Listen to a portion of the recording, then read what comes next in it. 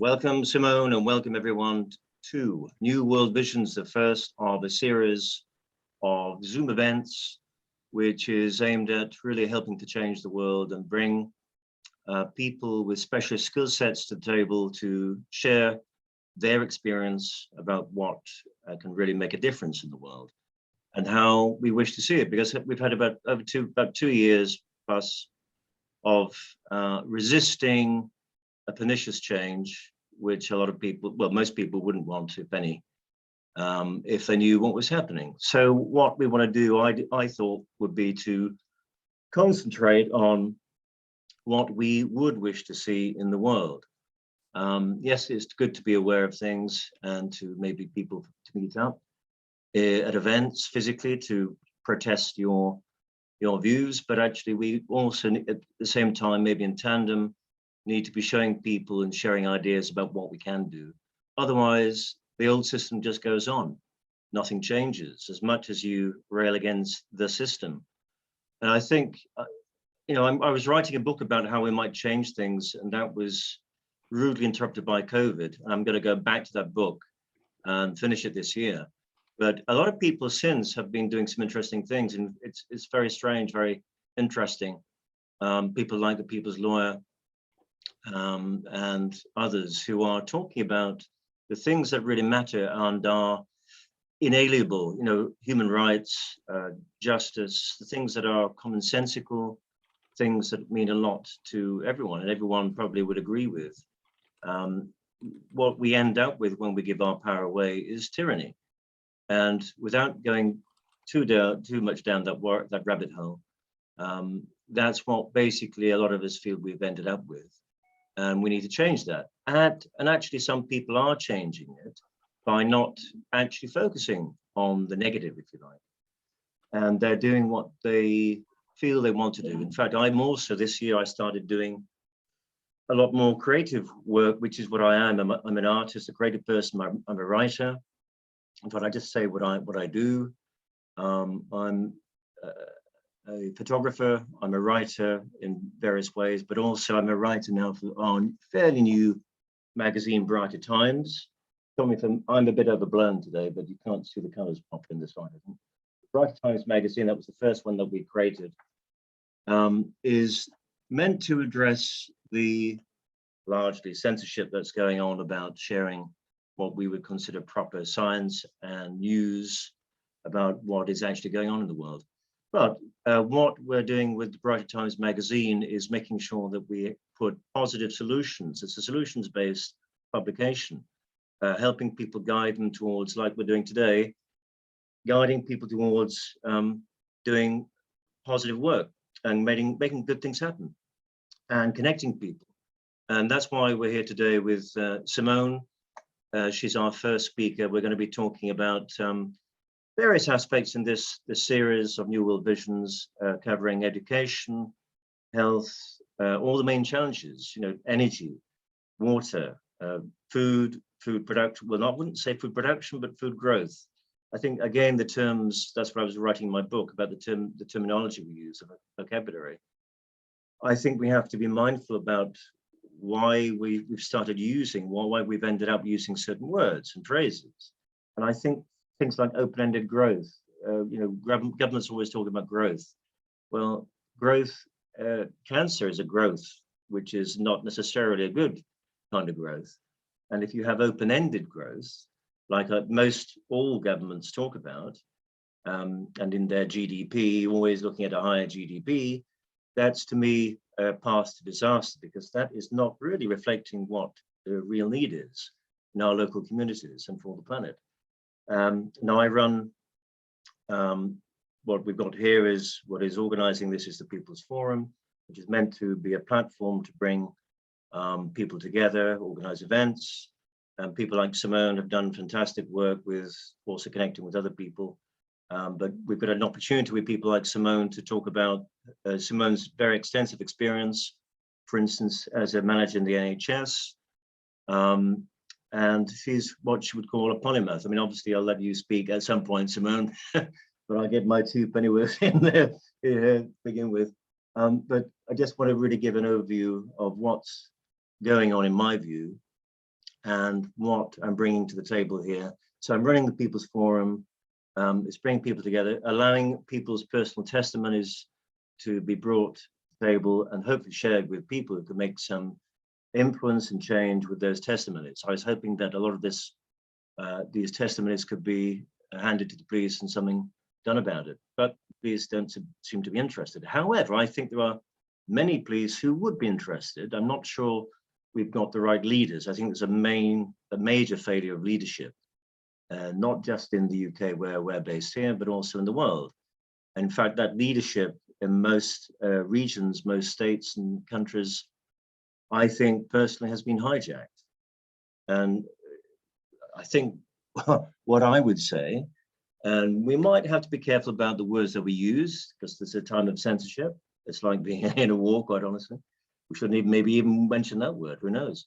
But people like that, these are the people who are behind what he would call a great reset. Now, we do need a reset of sorts, but a reset that is completely opposite to what people like Klaus are talking about. And this is more like a reset that is more a natural-based reset, which is more allied and connected to nature. And I run another thing called ARC Foundation, which is like the co-sponsor of these events, which is all about producing the solutions to the challenges that we have in energy, in water, in food, in health, and in transport, architecture, and design. Now, interesting enough, we have someone who's going to be speaking today at about 5 o'clock UK time, Richard McCowan, who's based near me. He's in New York, and he's a biomimicry biofuturist. He's a consultant. He's recently done a TED talk. Richard reached out to me, and I was very happy to meet Richard. Why? Because I thought crazily that I'd invented something in the late 80s, which I hadn't got a name for, which then we know as now biomimicry, which is about mimicking nature's technologies. And it just occurred to me because I've been trying to develop my intuition for many years. And I think I'm very happy with the way it's going. A sign of intuition, being connected to intuition, is where you have synchronicities. And I often get synchronicities every day, and people come to you. You'll find, I think most people would agree who know about intuition, you're getting people coming into your lives who are there just at the right time. You think of something, they appear. We often talk about the telephone goes when you're thinking about somebody, but I'm finding a lot of this is happening a lot now. But Richard is doing a lot of good work with helping to bring nature's intelligence and the designs that nature has intrinsically about the efficiency of nature. And this is what I was thinking about in the late 80s, how if we look closely enough at nature, we'll find all the solutions to our challenges. And Richard is one of those guys who are doing a fantastic job in that, in terms of architecture and design, in the designed environment. And what we'll do beyond today is have other people to the table. We'll be talking about maybe some of the same topics and some other topics. So I think, and one of the other things I'm also running is the People's Forum, the Police Support Forum, which is aimed at trying to get the police involved in realizing what the law really is, and how the police are being used for nefarious purposes. And I think a lot of people in the police also would agree with that, as I speak to. But the idea there is a positive idea to bring people into a knowingness of what is happening in the world and how they could themselves, in a position of power, you can be putting yourselves in a position of jeopardy. And we have to talk about the consequences of certain actions and the consequences of inaction. And one of the things that we're going to be doing also later this year is organizing a series of regional public meetings with our county councils, because part of the equation in all this that is, I think, missing is addressing your local government. And what is happening kind of behind our backs or without a lot of people's awareness is the fact there's a lot of power being given to your local government and in particular county councils. Now, the county council CEOs and the people who are running these organizations, which are meant to represent the people, these people are being trained by certain people, which are connected to organizations which perhaps we would not wish people to be trained by. One of those organizations is called Common Purpose. And I think people should be looking more closely into that. So that's one of the things that people should be aware of. And what we're going to be doing is helping to connect people to have a coordinated series of events or public meetings to empower people throughout the regions in the UK, and hopefully other people can do it abroad as well, in all the regions of the world, to hold your local government and representatives of the people to account. That's the point. So I think rather than going on too much down the political line, I'm going to hand over the baton to Simone. And by the way, I've noticed Mark has come into the fray. Hi, Mark. Mark will be, Beep, I think, is there as well. Maybe not. Maybe not. Is going to be talking about something of interest and very practical issues concerning their life. So we'll let Simone do her thing. She may have a presentation. If we can get that presentation up, it would be great. I'll hand over to you, Simone. Thank you for coming. Simone, you realize you're on mute? Muted. Right, I've just unmuted myself. Thank you. Well, thank you very much for organising this afternoon and for inviting me. It's a great honour to be involved in this event. As I've mentioned many times before, Paul has been a major feature and conduit connecting me to many of the important collaborations that I've had through the last 2 years, and so I'm greatly indebted to him for those connections, and I really appreciate them. So I was asked to talk about health. Unfortunately, I have too many areas of health that I'm interested in and have knowledge about, so I thought I would come up with a fairly helicopter view of certain things that we can do easily to improve our health in the face of the assaults that we are facing at the moment. I've put together a PowerPoint which I will use to get my points across, but it's really just as a discussion framework for what I'm going to talk about. So if I could be allowed to share my screen.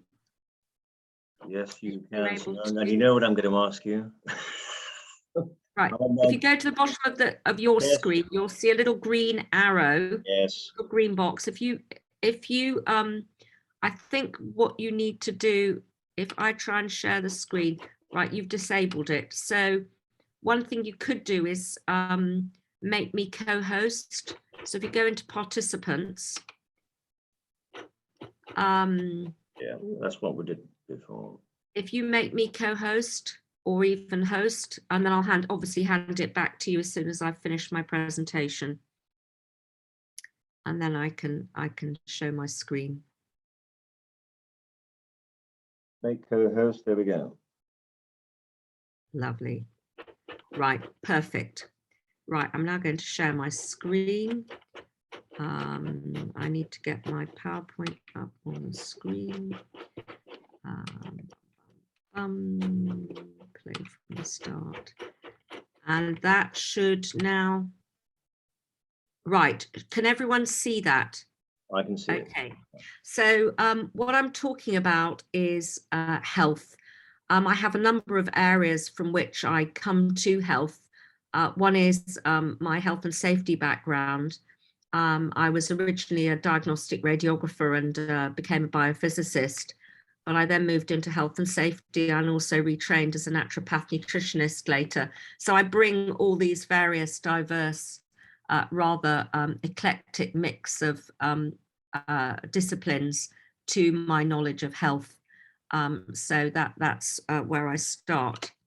So if I now go into my next slide. So what are the challenges today? Well, we are being assaulted by all manner of things. We've got EMFs, electromagnetic radiation, force fields, causing all kinds of oxidation and electron damage to our cell biology, and that can then causes inflammation. We've got chemical pollutants in our food, water, air, and in medicines. We've got poor nutritional quality of much of the food that we are buying, which is why I know others are talking about growing your own food, and I really welcome that. I wish I had a garden. I have a little roof terrace, and I do grow tomatoes and herbs and small things in pots, but it's not easy to do that. The poor nutritional quality of much of the food that's sold, over processing, poor soil quality, the incredibly long lead time from farm to table where food deteriorates and loses its vitality by the time we get it on our table, and over reliance on fertilizers and chemicals. You buy your whatever you're buying, your kale or whatever it is, and it's laced with, I think they use up to 5 different pesticides in the growing cycle for kale. So of course you're getting 5 different, you're getting a cocktail of horrible stuff in with your food, which is the last thing we want. I would rather 7 pesticides with potatoes, I understand as well. Yeah, it's with everything. So we are very unfortunate that we're getting all this stuff. I mean, all the wheat that's grown, I mean, unless it's organic, and even then there is traces of glyphosate on wheat. They use it as a desiccant, so they drench the wheat crops. So we need to be really careful about where we're getting our food and how we prepare it and who's preparing it. So that was just a sort of, so how can we reverse this? Well, the best way I think to think about how our physiology works is that our bodies are a bit like a fishbowl. And the way that you keep your goldfish happy is you don't overfeed the fish. If it doesn't eat the bits of food that are, you know, floating on the top, then you take them away, because otherwise they'll sink to the bottom and they'll then go off and poison the water for your poor little fish. You clean the bowl out regularly, changing the water regularly, and you ensure there's enough oxygen getting the water. The little fish bowl I've pasted into my slide has got a plant to oxygenate the water. But if there's not enough oxygen getting into that water, then that poor fish is going to be very unhappy. So our bodies are really like this, and we can really think of them like a fishbowl.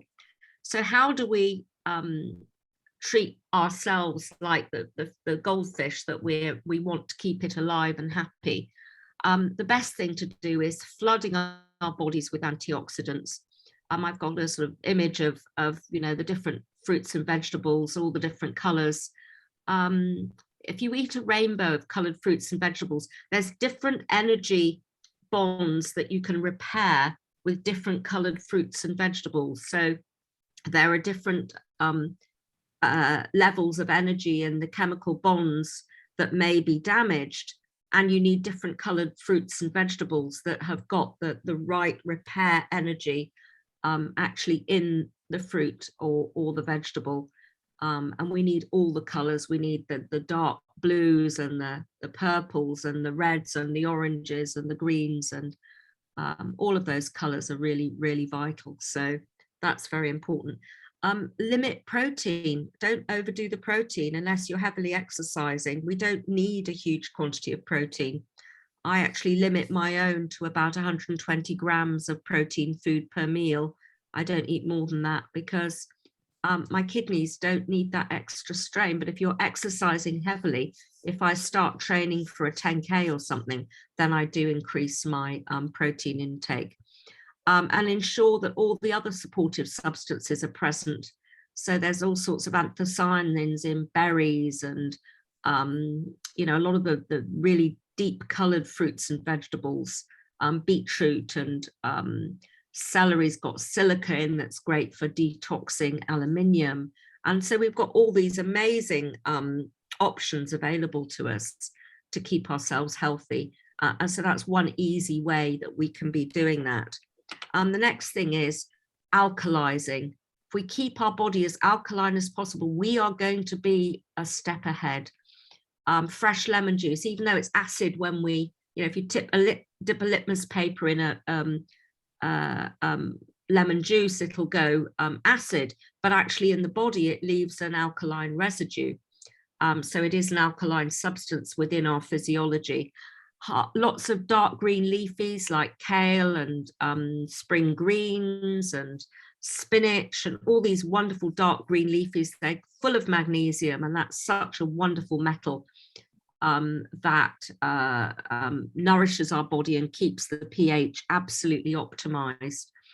And we want to be eating more of these things: seaweed, pomegranate, onion, turmeric, cayenne pepper, avocado. I mean, there's a whole long list there. The chlorella, spirulina, and the other algae are just so wonderful for us. Climatolate blue-green algae is another one, and they're really, really wonderful and help keep our bodies as alkaline as possible. We try and limit the amount of red meat, processed food, artificial sweeteners, and the carbonated sweetened foods. Those aren't good for us. So these other things are wonderful for us. Pomegranate is a wonderful food, and you can sprinkle it in salads, and it's beautiful thrown on top of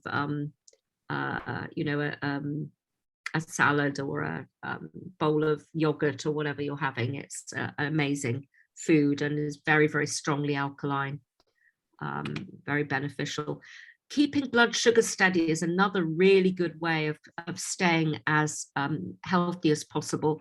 Avoiding table sugar and sweetened food, eating whole grains rather than baked goods with, your croissant or your donut is not going to be doing you as much good as a really whole grain sourdough bread or a pumpernickel bread, which is made with whole grains.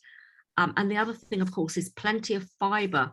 That delays the transit speed of food going through your digestive system, and that will allow you to keep your blood sugar really steady. People who tell me they've got blood sugar, when I see clients who've got blood sugar problems, I say, right, eat 2 mouthfuls of vegetables to every mouthful of carbohydrate or protein. So you're slowing it down, and it's going to be passing through more slowly, and you're not going to get this sudden rush of blood sugar that would happen if you ate all your potato at the beginning of your meal and then left the vegetables till last. You're not slowing it down. And it also makes sure your gut flora are having a happy life, because happy gut flora is happy person. And it's really important that we do that. So the gut flora happiness rules, plenty of prebiotics, soluble fiber, all these things, oats, particularly oat bran. Apples have got pectin in, we've got beans have got fructooligosaccharides.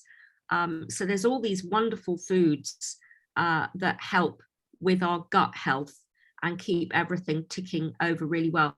Loads of interesting research in Africa has found that people who eat much wider range of vegetables have a much wider range of gut bacteria. And since many of our gut bacteria actually manufacture our neurotransmitters, our chemicals that keep our brain ticking over well, and then they track up the vagus nerve into the brain from the gut. If we're not getting that full range of vegetables, we're not getting the full range of bacteria growing, and we're not giving our brain the chemicals that it needs to function optimally. And it's a big factor in many illnesses that develop over time. Gut flora nirvana, widest possible range, fermented foods like yogurt and kefir and kombucha and sauerkraut and kimchi, all those wonderful things, and avoiding pesticides where you can, and avoiding antibiotics as much as you possibly can. Unfortunately, something like 80% of worldwide antibiotic use is used in animal husbandry, and it's not being used to treat illness. It's being used because these poor animals are fed the wrong diet for their digestive design, and then they have to have all this stuff to prevent them feeling ill and becoming ill. So that's going to end up in our food and in us eventually, just because that's what's going to happen. Fats, this is another area that people are often, there's so much conflicting evidence out there, and we're told, vegetable oils are good for you. Well, yes and no. we need healthy fat. Our brains are almost exclusively made of fat. Our cell walls, the nucleus wall, is manufactured, it's actually comprised of fat. So we need these fats, but we want healthy fats. We don't want damaged fats. So we need omega-3 fats balanced with the 6s. Otherwise, we can tip our biochemistry down a really adverse inflammatory pathway. So unfortunately, many of the fats we eat are rancid or oxidized. So the vegetable fats that are chemically extracted are not great. And the hydrogenated ones are actually damaged and can interfere with cell function. So they're not great. So how can we avoid this? Nuts and seeds are great, and having them raw. Omega-3 fats, this is just an important point about eye health. The shiny eyes are partly where you're adequately hydrated, but also you have a layer of omega-3 fats float on the surface of your eye, and that keeps the cornea, the clear membrane on the front of your eye, keeps it moist. And because it's not got any blood vessels, it relies on dissolved oxygen to keep it healthy. And if your eyes get dry, then you can start getting cataracts and ulcers and all sorts of nasty conditions. And also another thing that often happens is we don't blink. If we're sitting at a computer screen for long periods, we don't blink. It's just the way that our eyes behave in front of a computer screen. So it's really important to blink regularly when you're sat at the computer screen, and that keeps the surface of your eye moist and avoids it drying out with all those other potential complications that can happen if that happens. So as I say, raw nuts and seeds are a great way to get your healthy fats. Olive oil is a wonderful healthy oil, and it's probably one of the biggest factors in the Mediterranean diet being such a great way to live. But it's really best not to cook with it. You're much better off cooking with saturated fat like coconut fat, lard or ghee. And we're told, oh no, you don't want to be eating saturated fat. But if you're cooking, those are the fats you do want to be using because they don't get damaged in the heat. So we're told things which are half truths, and then we listen to them and get, end up getting ourselves in a mess. And because they're polyunsaturated fats they've got gaps in the molecules and they can easily get fractured when they're heated. So it's best not to cook with vegetable oils other than coconut oil, which is saturated fat. That one doesn't get damaged in heat. Key aspects of cooking, many of us are cooking with TFAL or polytetrafluoroethylene or PFOA non-stick pans. Those are leaching off into the food, and that's not great for us. There have been cases in the States where they manufacture this coating, and there have been a lot of health issues in the areas where the people are living in close proximity to the factories, and people who have pet birds. Not that I'm in favor of keeping birds in cages, but where there's heating applied to these non-stick pans, the fumes come off, and birds have a very, very high metabolic rate. So they're breathing in a lot more air than we do. And it's a really good idea to invest in ceramic non-stick cookware if you're going to use non-stick, rather than the polytetrafluoroethylene and PFOA ones. Right, so that was what I'd put together. I believe it sort of fits in well with people who are talking about growing their own food and other aspects of health. But I'm very happy to take any questions if anyone has any questions they want to fire at me. That was fantastic, Simone. In fact, more comprehensive than I expected. But I should have expected it from you, knowing your very deep knowledge. Oh, well, thank you. I'm a geek, darling. I'm a geek. Well, the thing is that it's actually reminds me of what is very important here. It's about connectivity. The thing is that we're all sort of separated, segregated, siloed. This is the life these days. In fact, we're being separated so much, we're forgetting what is important. And, we talk about an holistic life. You're a great example of this deep knowledge, which is very connective. And I think what we've been we've been almost like led down a garden path to be very disconnected. Let so-and-so deal with this, let so-and-so deal with that. The government will look after you, it's a nanny state and all that. Getting too political, of course. But I think all these things are so important. I think the main thing about what comes out of this is education. When you think about it, there's so much which we need really young people ourselves when we're young to learn. And you'd hope that this comes out of a family situation, but that can't always happen. But of course, we're not actually taught a lot of the things that we should have been taught. And so I think there needs to be a sort of reassessment of education. Yeah, absolutely. Yeah. And it should start young. I mean, do you have any ideas about this in terms of, because to me, it's like a touch point where let's be as efficient as nature about this, where we can be as influential as possible, where it's not so hard to learn these things. And so ideally situationists, I'm sure you'd agree, Simone, where we don't have to come to people like you to sort ourselves out. Once we know how life works, how nature operates, what the consequences are of inactions and actions at a young age, we can mitigate all these things, prevent nasty things from happening, prevent a drain on resources. And I'm not just talking about money, I'm talking about man and woman power, all the things that really we could be, that energy could be redirected more creatively.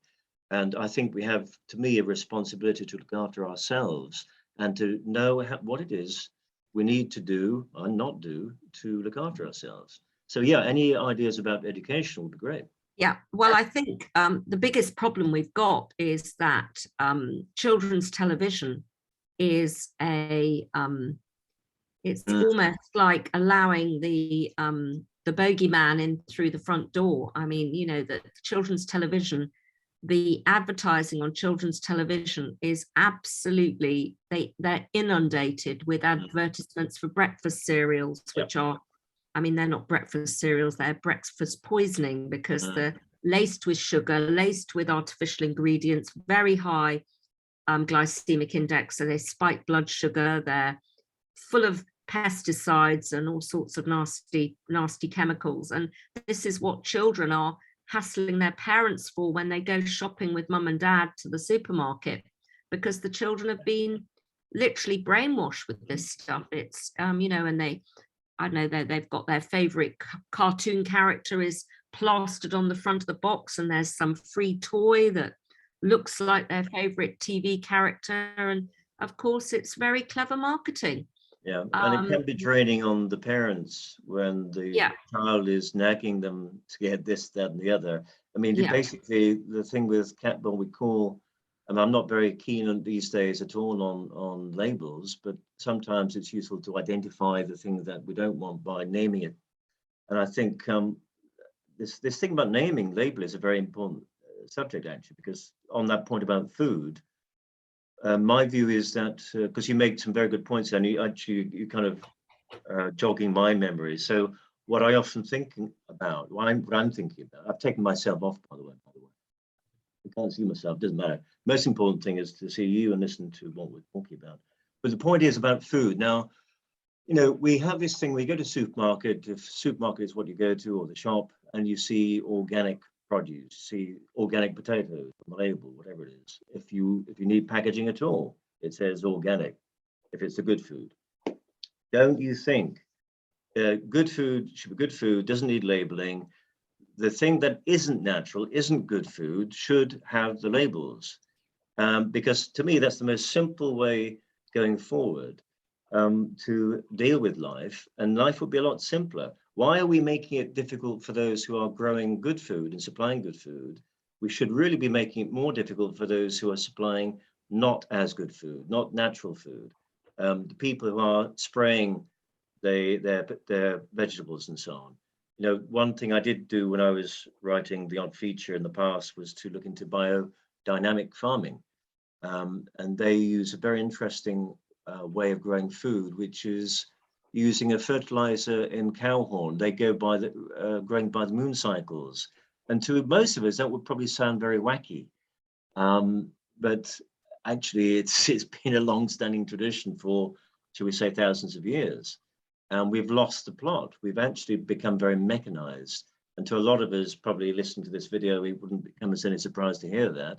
But I think what I'm trying to do is also to get these messages out there to people who are not quite, who don't see what we have and what we could have and what we actually used to have. And I'm not talking just about peddling back. I'm talking about really valuing what we have already under our nose, which is much more efficient and much more healthy. And you're absolutely right, Simone, about the advertising. So I think we need to reassess how we go on in life with what we call capitalism, or whatever we want to call it, if anything, and just start really looking at what our options are. And that applies to law as well. I mean, it's something else we will be talking about. What are the options when we're, for instance, trading, or when we want to swap energies or products, items, and so on? You know, we have laws which say you don't have to pay with money only. There are other forms of what we call remedy. But so to look at the root cause of a lot of these problems, you're highlighting one of those root causes, and that's that whole thing about getting people's attention through advertising. Now, another point about Brighter Times magazine is, at the moment, we don't have advertising. But what we would consider, and we are doing now, is looking at the idea of having advertisers who have got something very interesting and useful, like solutions-based advertising. For instance, a water purification bottle, that kind of thing, which I think people would be interested in, would form potentially part of the content of the magazine, like advertorials. But basically, the thing like the magazine would require something like financial support. That's one of the ways in which we could do it. But anything we can do to actually bring to people's attention the very pure ways of living. And I think one of those, talking about food again, Simone, is water. I mean, you know how pernicious certain waters can be.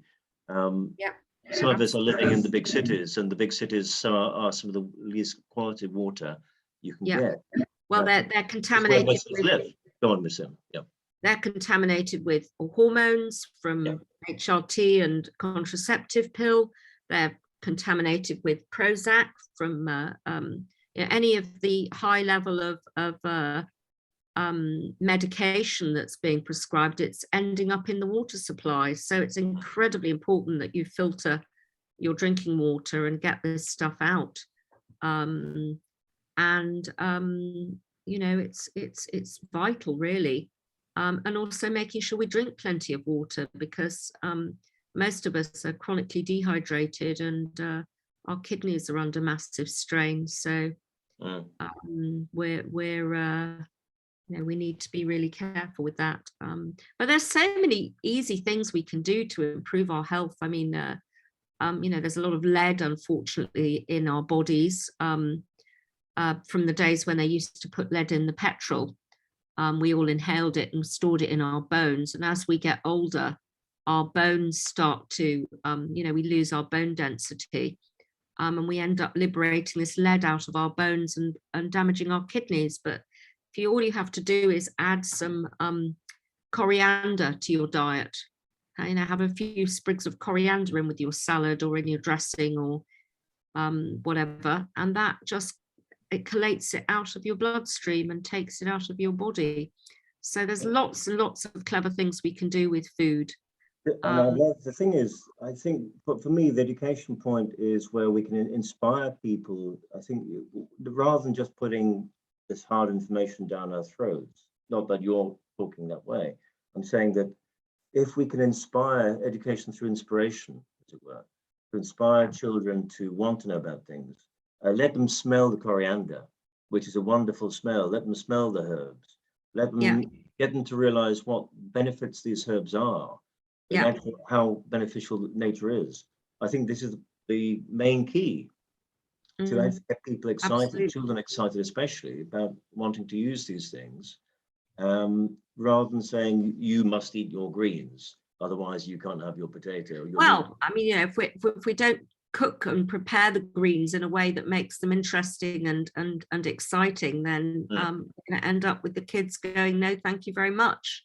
Yeah, and of course we don't always have to cook. Now, I'm keen on cooking. I think it's a very creative activity, and I will use herbs where possible. In fact, I'll talk about later on about what I'm doing in the garden right now. But where we can grow our own herbs would be great. Or shall I just very quickly mention, I am making some growing boxes out of pellet wood. Excellent. So that's half of the story done. You've got the substantial part of the box pre-made. It's like getting it from IKEA or something, but I'm getting it from my local. Here's a free advert for Howden's. I've got free pallet wood on my doorstep. They're prepared to give it to me because they have to have it taken away anyway.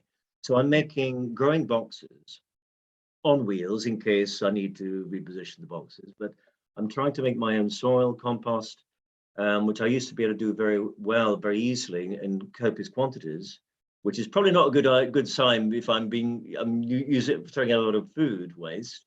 But the point is that the council said I couldn't use an open compost because it would attract vermin. Now, of course, you can make a composter which is going to be pretty much vermin-proof, or largely, should we say, rather than the plastic bins that they give you, which you really I find that you can't easily turn the contents and get as much quantity, I find. And I found it I'm going to create a much better composter myself.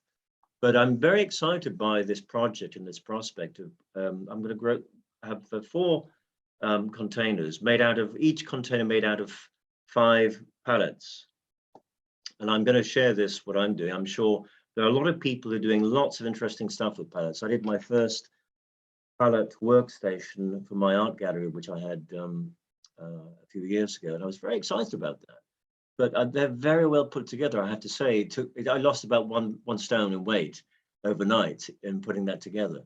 But there's a very easy way of putting these things together. I think what we can do is share these ways. I mean, part of the problem, would you not agree, Simone, is how do we make it easy for people to grow the food, to get that good food in us? I think to show interesting ways of doing that. Okay, I know not everyone has the land to do it, but there are ways to get around that as well. Please continue. Yeah, I do have a suggestion for people who don't have gardens, and not everybody has a garden. You can take, the containers from cartons from milk, from your milk, and you cut the tops off, and then that makes a really good little growing place for growing microgreens. So that's a great container, and so you can reuse it, redeploy it. And certainly the containers, like if I do go to I know some of us are going to be screaming, we shouldn't be going to the supermarket, but just grow your own as much as possible. In fact, grow most of what you eat would be great. But I will save the odd container, which I think might be useful for you're sowing your seeds. So I think I have sometimes too many containers. One has to be efficient about it. But yeah, that'd be a great idea. So you can use little containers that you got from the shop. You might use buckets to grow potatoes in. Any number of things. Let's think outside the box. And these little trays that you can use on your window ledge. And then, I mean, broccoli seeds, for example, broccoli microgreens are incredibly nutritional. Yeah. And they've got the anthocyanin level, that's the beneficial sulfur sulforaphanes, the beneficial sulfur compounds are absolutely in massive quantities in broccoli sprouts. So the baby broccoli sprouts are really, really beneficial food stuff. Yeah. You don't need to be growing, if you don't have the wherewithal to grow a great big broccoli plant, you can actually grow broccoli sprouts and use those as an immensely valuable source of nutrition. A lady called Di has just joined us, and apparently you can't hear. Yes, I can hear. Can you hear us, Di? Yes, you can hear us. Good to see you. I'll come to Di after Mark. Beep, of course. Just going back to that point. Some people, of course, don't. I was saying cooking is great. Some people like cooking and the creativity and relaxation you get out of that. But of course, there's another way of taking food into your body, and that is uncooked food. And I do that, for instance, usually on a lunchtime. I like avocado and tomato, good combination, I would say. But over 4 years, it took us 4 years to produce a no-cook recipe book. Myself and a good friend of mine from ex-Yugoslavia, Labdrush Ibrani, and I photographed the dishes, and we've produced. She's basically Labdrush. I call her Licha. Has produced an amazing book, which we're going to print. We've got it in PDF form at the moment, a free version, cut down version, and only £5 for the larger version. It's unashamed advertising. I know. Didn't mean to talk about it, but I am now. It's relevant, and it's called Nourish to Flourish. But the main point is this: that raw food is what you're going to get the best nutrition from. There are advantages to not cooking. You're saving energy. You're taking delight in the fact that it's a very simple way of eating. If you don't want to spend much time preparing food, it's a great way of doing it as well. But this is basically blended food. And Licha has some amazing recipes in there. She's now making into different languages, the book. We've got an amazing designer called Plaut, a good friend of mine from Spain, who also did my kitchen mural. But Plaut and Licha have done an absolutely marvelous job. So that's our way of trying to get this information out there, is that there is a better way to eat. And what we'd like to do maybe next time is a book on foraging and growing your own food. But I think it's very important to mention the fact that raw food, let's not overlook raw food. So yeah, any more questions for Simone whilst we're with Simone? Anyone? Anyway, thank you for letting me speak, and I'm really looking forward to hearing everyone else's contributions. So thanks very much. Well, that was marvelous. Thank you very much indeed, Simone. If you can stick with us, it'd be great, because I'm sure you often have interesting questions for people as well. But we'll see.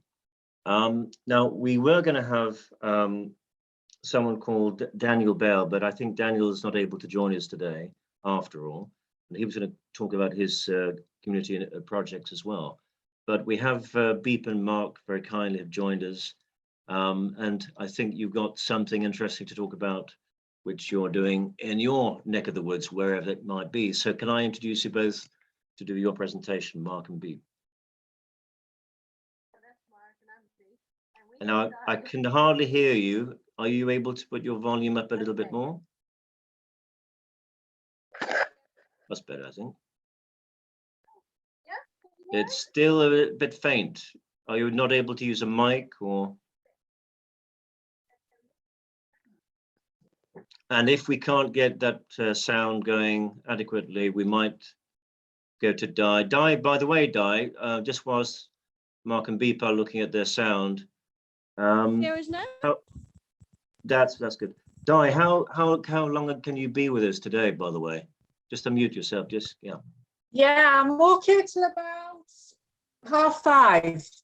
Until 5:30? Yeah. Great. Okay. So I'm fine till so that will then, give us enough time, hopefully. That'd be great. So yeah, Mark, could you just give us a sound test? Hello? Yeah. Can you hear us? Yeah. Yeah, it's not the best sound, but we can hear you. Okay. So we can keep as Not close to the loud. mic as you can, that'd be great. Right. Thank you. Go on then.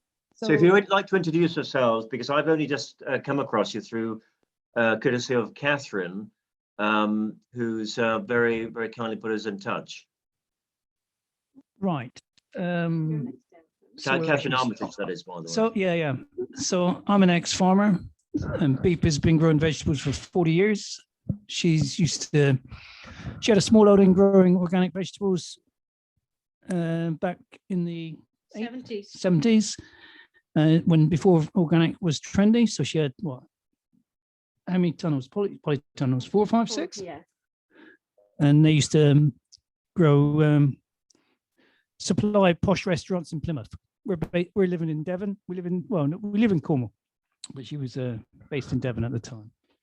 So we heard that Jeff was setting up a community veg growing space, and because we like growing vegetables, we thought we would get involved. So we pinged him a message and said what we did, our background, and he asked us to organize it, which is quite good because we're very bossy. And so the site is a 2.4 acre field. It's a dairy farm in North Devon. We're doing a no-dig garden there, mainly because it's simple, quick, and inexpensive to set up. You don't need any special machinery. Love it. You get an instant garden because you plant, you put the cardboard down on top of the grass, you put the compost on top of the cardboard, and you create your compost bed, which is about 30 inches. We started with 30-inch beds. We've sort of we're gone to 36-inch beds now, because looking at 30-inch beds we've made, they seem to have got a bit narrow. Got narrow, how? God knows, eh?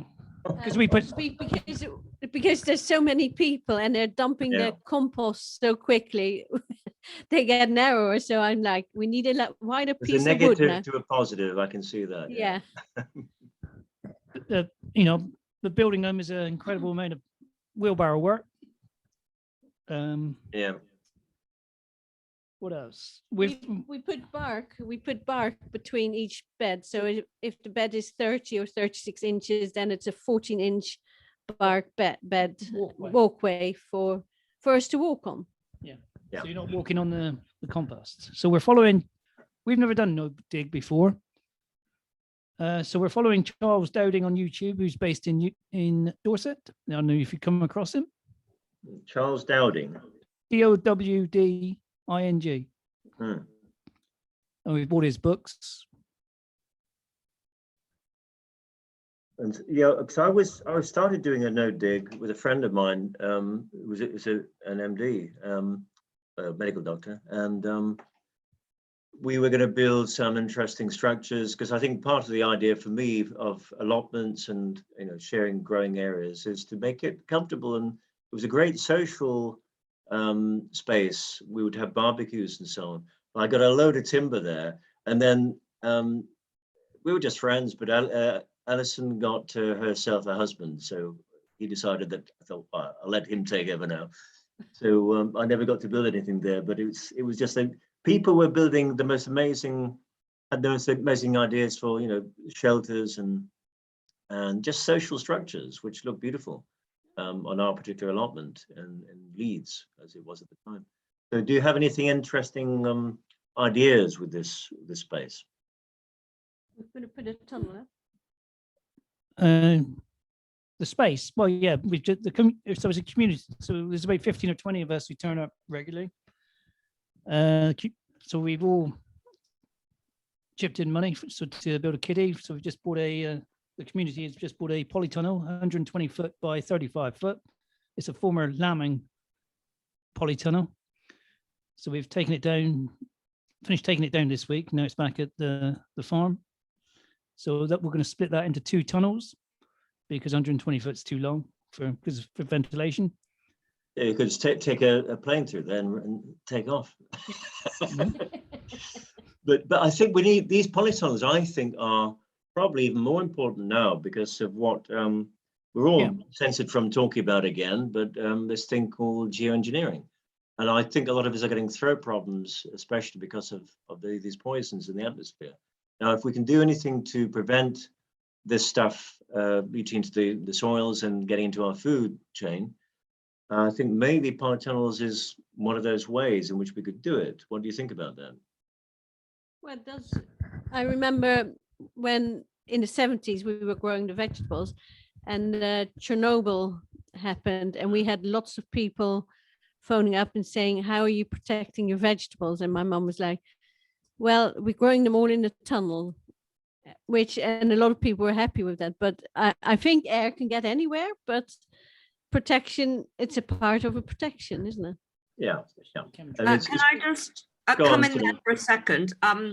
I was running a nuclear medicine department at the time of Chernobyl, and I was very, because I was a radiation safety advisor, it was something that I was very, very interested in. And you tended to get the radioactive fallout where it rained. It would bring it down with the rain.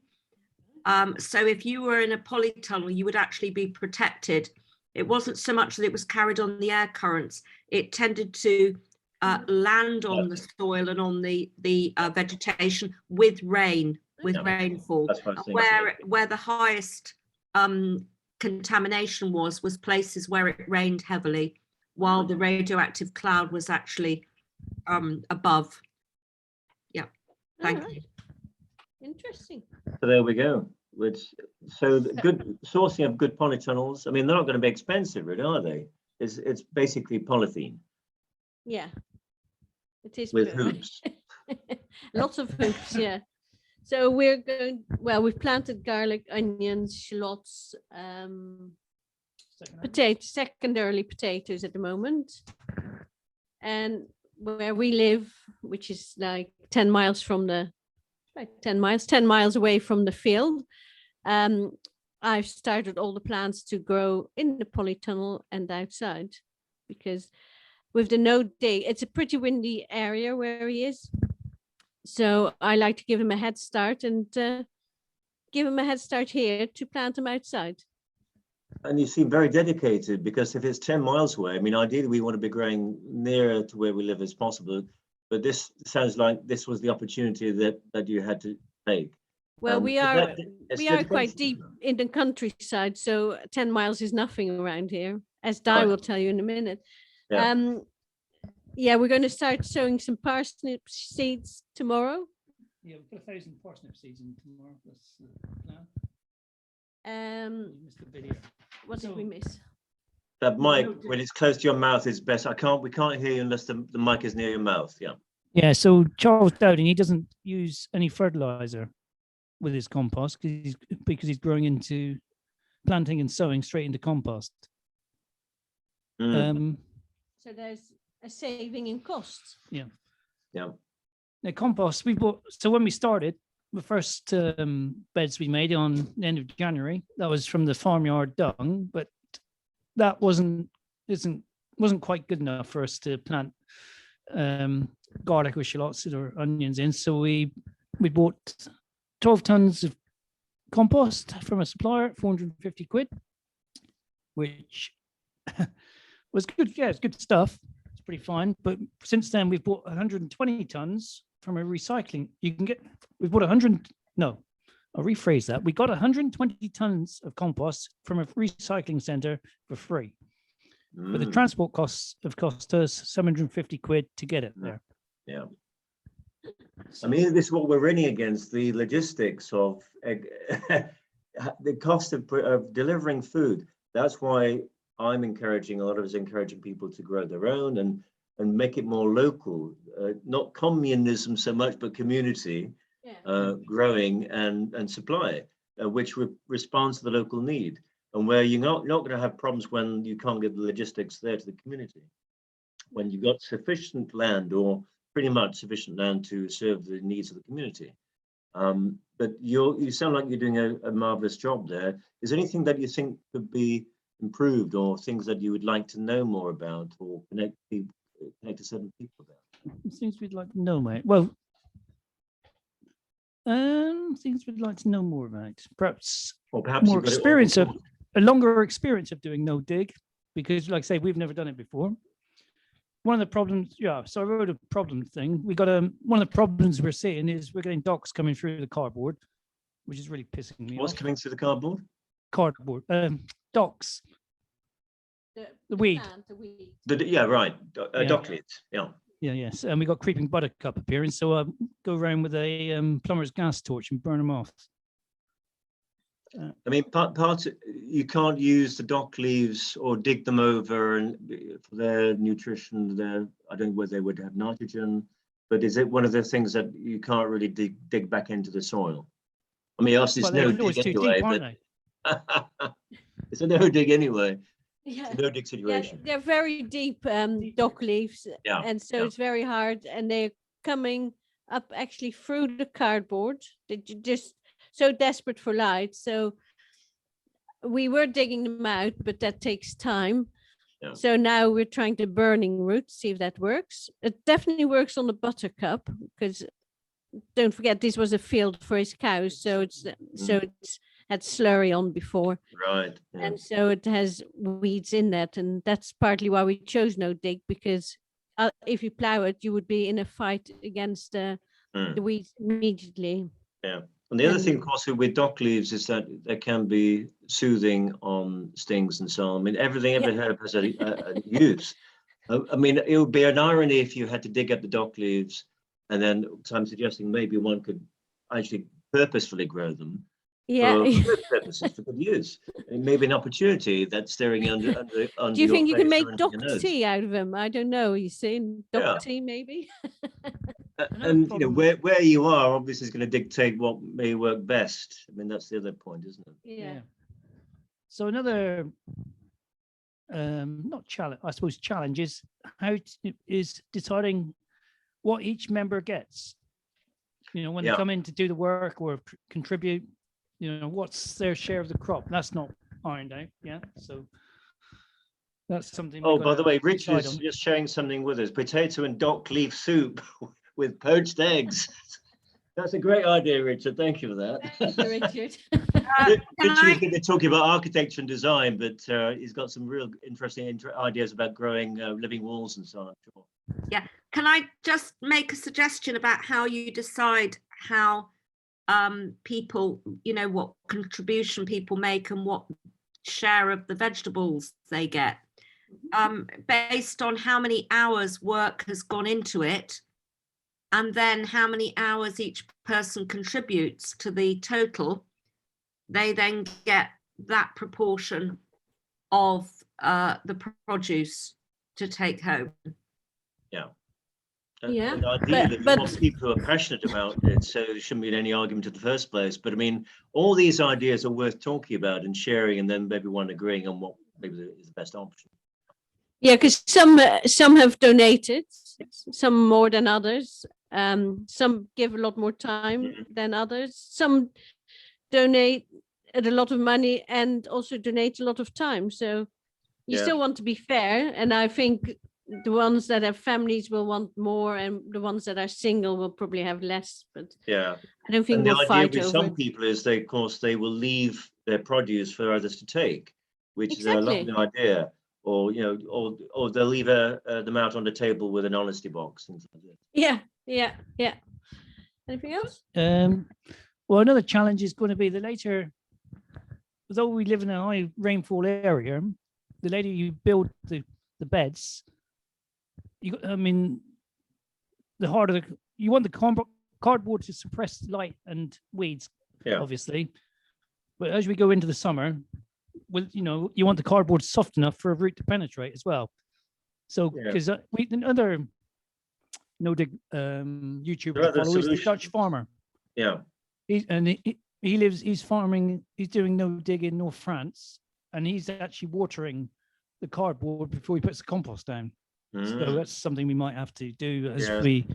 And I think there are other sort of sheets. I mean, sort of black. I don't know what they are. I didn't get into it that far, but the sort of black sheeting, the woven sheets. But I'm sure there are other people who can make some positive contributions about that. I'm mindful about. Sorry, you want to say something there, Mark? No, I was just going to say that we're very mindful to pick up the cardboard before Di picks it up. Yeah, and even Richard, because he's jumping at the bit there. I'm just thinking, because Richard was due to speak, well, eventually I said 5:05, it's now 5:07. If we can get Richard in, then we're finished. So well, I'll just like you finish before. I just want to tell everyone, give everyone a heads up. Now, if Richard, how can you let us know, Richard, whether you are more flexible? Diana has to go at 5:35. So a question of who can stay longer. Richard, how long can you stay? And then welcome back. I can stay later. Di, if you want to go first, I don't mind. Great. So what we can do, I've been on calls for the past couple of hours. So well, I'll let Mark and Pete finish their presentation, and we'll have any questions for them. And then I'll let Di go then. That's very kind of you, Richard.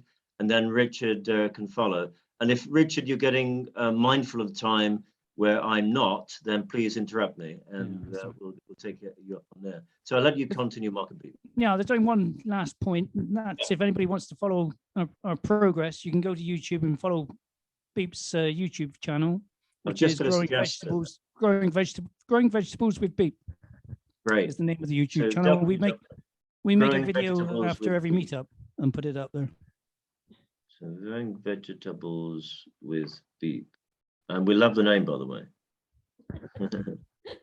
Right, And so that's that's it. our YouTube channel. Good. That's marvelous, because I think, yeah, if we can share our contact details, whether it's on this recording or we can do it some other way, if people want to get in touch with the People's Forum, I can put them in touch with any of our presenters. But if we can share them whilst we're here online, it'd be great on the program. So thank you very much. Now, does anyone have any questions for Mark and Beep? I think I've asked mine already, or made my comments. We're okay there. So Just hold leave your, me some cardboard next time keep you your go for powder it. dry. What was that? Leave me some cardboard next time you go. No, Yeah, see, I mean, if I we jumped can- in part of the way through talking about you put wood underneath the soil. So it's the same thing as the cardboard, and the wood will soak up water. You don't need to water the soil as much. As the You wood mean breaks chipwood, down. you mean there, Richard? No, you mean- you can put down, you can put down old pallets or anything like that, as long as they're not got oil stains or anything like that. Right, It's not be yeah. die, because then the wood acts, you'll get bugs, and then the microbes in the soil start breaking down the wood. The wood acts to absorb water, Yeah. which then the plants that you're planting over that, if you're not going to do any till, so you can put that on top of the soil, cover it with another little bit, put the wood down and further soil on top, and then you're allowing that to go through. And yeah, and if you start looking more into permaculture planting anyway, as you say, you want the dock leaves, because what pests are going to come and eat the dock leaves instead of eating the other plants? Yeah, I mean, there's an opportunity everywhere. And if we kind of rethink what is in front of us, how best to repurpose that maybe, or take advantage of that, that's great. Just been watching a presentation on permaculture. Again, one of those labels, but even the presenter said, don't get fixated about the label. It's just a useful vehicle, but let's just see what we have in front of us, basically, and what the real need is. So that's fantastic. Really nice tip there, Richard. Thank you. Anyone else before we move on to Di? That That's sounds it. unfortunate. You move Mark- on to die, as in, sorry, that's Mark- yeah. So I know it's the Mark, first in I'm April. not It's going not to play that on bad. that one. Yeah, I'm digging a hole, or was it you digging a hole? Oh, there's another little pun. Came out of that one. So it's a no dig pun. Hopefully we'll get here next. So thank you very much, Mark and Beep. I'm sure we'll be ending up in tears of laughter or tears of tragedy, one or the other end of the show. It's a show. That's fantastic, and I'm sure we'll probably have Mark and Beep back on, and if nothing else, to see the progress, especially to see if Richard's tip is actually going to be utilized and works, and to see what they're doing with dock leaves, if anything, burning, repurposing, whatever. So Di, over to you. Could you introduce yourself? I know we had a chat, Yes. but you seem to be doing great things down your neck of the woods as well, which apparently is not too far, I think, is it from Mark and Beep? Is it No, Devon area? yeah, they're in Bude, and I'm actually in Crackington Haven. And I mean, my role Which as I county is see that? it. Sorry, Which county? Cornwall. Cornwall. There we go. In the southwest, yeah, County Cornwall, and they're literally about 15 miles away from me. But my role, I'm a connector, a networker, and a coordinator, and I've been doing this about 18 months now. It started off with 6 people meeting in a disused building on an old airfield during lockdown. And it's built from there to today. We've got our own website up and running now, which is literally a month old, maybe it's 2 months, I'm not sure, and hundreds of members. And it just seems that everything's escalating now. People are seeing a need to actually do something and be proactive. And more people are actually the feedback I'm getting is they're either looking for something or they want something, and they're actually actively getting involved. The food side of it, just to follow on from Beep, well, everybody's talking about food. It was Simone about the broccoli. And if you're short on space and that, we've actually got a member who does run his own business, and he sells microgreens. And the nutritional value is absolutely immense in that. And it's so successful, but he's been doing that for a few years now. Like you say, even if you start growing something, if you eat it young, you know, it has got more nutritional value. It's not something that we're looking into do. But talking about growing, there's a couple of things that I've seen lately, because I helped set up Jeff with Mark and Beep as well. That was amazing to get that off the ground, because we've been trying to do something for a long time. And then we got another member who lives not too far on the other way. She put her name down for allotment. That came up, so we got a team together, kick-started that. And then somebody offered me another plot, which is Widmouth, in between me and Bude. So I'm trying to get somebody to organise and run that, although we have got a team ready to go to kickstart it. And today I've just been having a talk with somebody in Bude again about another community growing space there. And it's just in her garden. And she hasn't done anything about it before, because she's got no knowledge and no money. And I mean, this is the thing, because I'm 100% with you, Paul. Keep away from the money. Everything we do needs to be out of that system, out of the monetary system. And so everything we do is basically on a shoestring.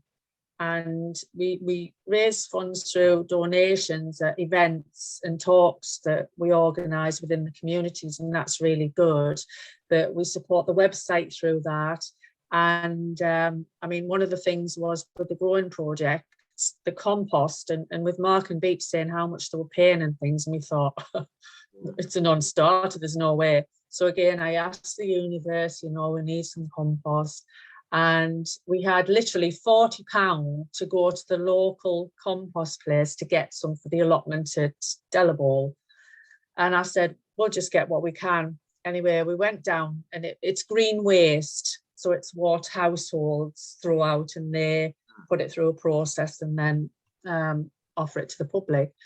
And we went down, and I think it was £1 a bag for one of those builders plastic bags or something. So I thought, right, we can get 40 bags with that, you know, and then we'll look at doing something else. Anyway, we had a chat with a guy there, and he said, community projects. He said, we actually help people with community projects. He said you need to phone the office. So, but he said, he said, take as much as you want today. Well, luckily I had 120 bags in the back of the van. So we were just filling all the bags up. It was like amazing. It was like a gift from heaven, you know. Yeah. I know, compost Christmas, you know, getting excited over compost. Who would have thought this? We can laugh at this. I mean, it's important to laugh at ourselves as well. I mean, especially for those who are just getting into it. But actually to communicate the fact that it is actually good fun. We've got to get that across as well. It's not just hard work. It's not always hard work. I mean, in fact, what I feel is that, sorry to interrupt, but just to say that when I have a passion for something, it's as if I'm getting more energy because I have a passion for it. And yes, like I did in the garden the other day, I came back in all achy, not used to it, obviously. But I actually quite like that achy lumbar feeling when you're stretching. It's like euphoric. But it's crazy. But I do find, whether I'm doing photography or doing poetry, whatever it is, any performance, I get more energy, and it sustains you throughout. And then you've got to look after yourself, of course, but it's all a question of balance at the end of the day, isn't it? But yeah, we have a good laugh about the compost many times.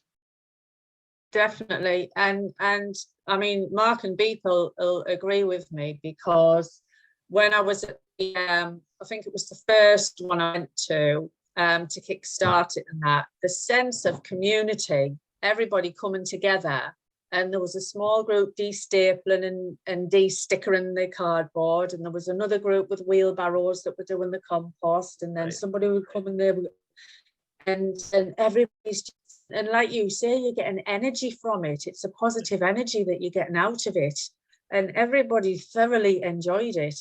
And again, the allotment at Delabole, the people there, you know, it's building up, not so much with people in the group even, but it's expanding because the people in the allotments are now supporting us to grow, and they're offering advice, and they're offering us seeds, and they're offering us the small plants, and and that's it. You're sharing knowledge and energy. And I think what I'd love to see, and do you tell me whether it's happening? It sounds like it's happening. Is it more delegation, or is it people naturally falling into what they want to do when there's something that is needed to be done? Are you finding people are naturally gravitating towards those tasks that they're enjoying? Well, I Not mean, always, I guess. Yeah, well, what tends to happen is there's a team that kickstarts it, and then obviously it's logistics down here, like Beep and Mark said. It's literally getting to somewhere as well, and I think it's important that these growing things have to be on your doorstep, you know, because there may come a time when you can't travel outside of where you live or whatever. Yeah, we're bringing back the house and card at that stage, which we want more options. But yeah, local, it's just more efficient for it to be local, whether it's in your garden, a local allotment area, whatever it is. But yeah, these are the logistical things we've got to think about, because of that very point you mentioned. We may not have that fuel. Not that we want to be fear mongering here, but we can't at this stage where humanity is going through flux. We've got to minimize the risk and have more have contingencies, have more options. It's much more sensible to do it locally, where it's going to be easier. You're not going to be thinking, oh, I'm going to go so far to, do I want to do it tonight, today, whatever. It's on your doorstep. Get out there, get back in very quickly, if you need to do, if you want to do. I think there's still a mindset as well that because people can go to the shop and the supermarket and buy food, they don't see the need to do it. So there is people that do still think like that. And yet you think the COVID thing would actually, what we've been through would actually, and I think it probably has sparked the recognition in people's minds that there is the potential, even in today's society, in today's world, that we could find the empty shelves of at least certain products in the place that we normally go shopping to. But maybe we need to readjust our thinking about shopping, where we may think about it as a more luxurious thing in the near future, rather than where we're actually growing what we need and providing ourselves, making what we need, rather than buying it. And my mindset is as well, like just keep moving forward with it. You know, even if people aren't interested, just keep going, because one day they will see what you're doing and they'll think, oh, I can do that, or I want to be part of that. And that's what we're finding now, you know, the growing projects, they're just coming out of the woodwork now. Oh, you can use my garden to do this, or here's a bit of land if you want to do it. And it's like, it's absolutely amazing. So it's inspiration, and the fact that people are just connecting with each other, and the people are on hand to help each other and inspire each other. Yeah, and another thing, Paul, is to do it with no funding whatsoever. And it is amazing how, if you give unconditionally for nothing in return, the amount that you get back is it's enormous. It's 50 times what you give. That's what I've found personally. And don't you think that we also grow? I think, me personally, I find that I feel it boosts my immunity on the head and just makes you happier, which increases your health, your well-being. And it has, so all these things that are sort of more natural and happen with a passion and energy, they have multifarious consequences, which are good consequences, which not only affect us personally, but the community and their system. I mean, I have a problem with the word system again, but there are systems, there are natural systems. I mean, Richard knows all about natural systems. And I don't know whether he would use the same language, but we'll hear shortly. But I think it's useful just to be aware that there are multifarious good things that can come out of the things that you're talking about. Yeah, and it's always like, you know, people say, you know, this could happen, you know, all you need is a bad winter or a storm, and it could destroy everything, or this or that. But you can't sit back and do nothing. You have to do what you can. Use the tools you've got, use what you've got, and never give up. Just never give up. You know, And I think prepare. that's the biggest Don't give up, but also because we have to be prepared. Like I say, we have to have contingencies. And like, for instance, whilst we might want to and wish to, and if we have the money, we might want to, because there's another option, of course, we might want to do a trade, you know, like a barter trade, and you can do these things online as well. But you may want to get yourself some certain equipment if you want to make life a little bit easier for yourself, because everyone has different needs and different abilities. So let's think about things like power generation from maybe your solar panels,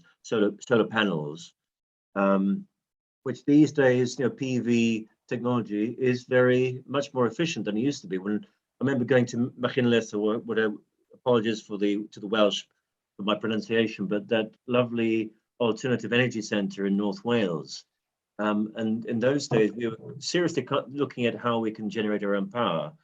But it's a completely different world now. And solar, being just one of those ways in which you can generate energy, has come on in leaps and bounds. And Australia has done very well in that respect, largely out of the competitive racing area, where they've got these, obviously they have the weather, but of course, we have, anywhere we have sunlight, we just need obviously more efficient ways of changing that energy from one type of energy to another, from heat or light into usable energy.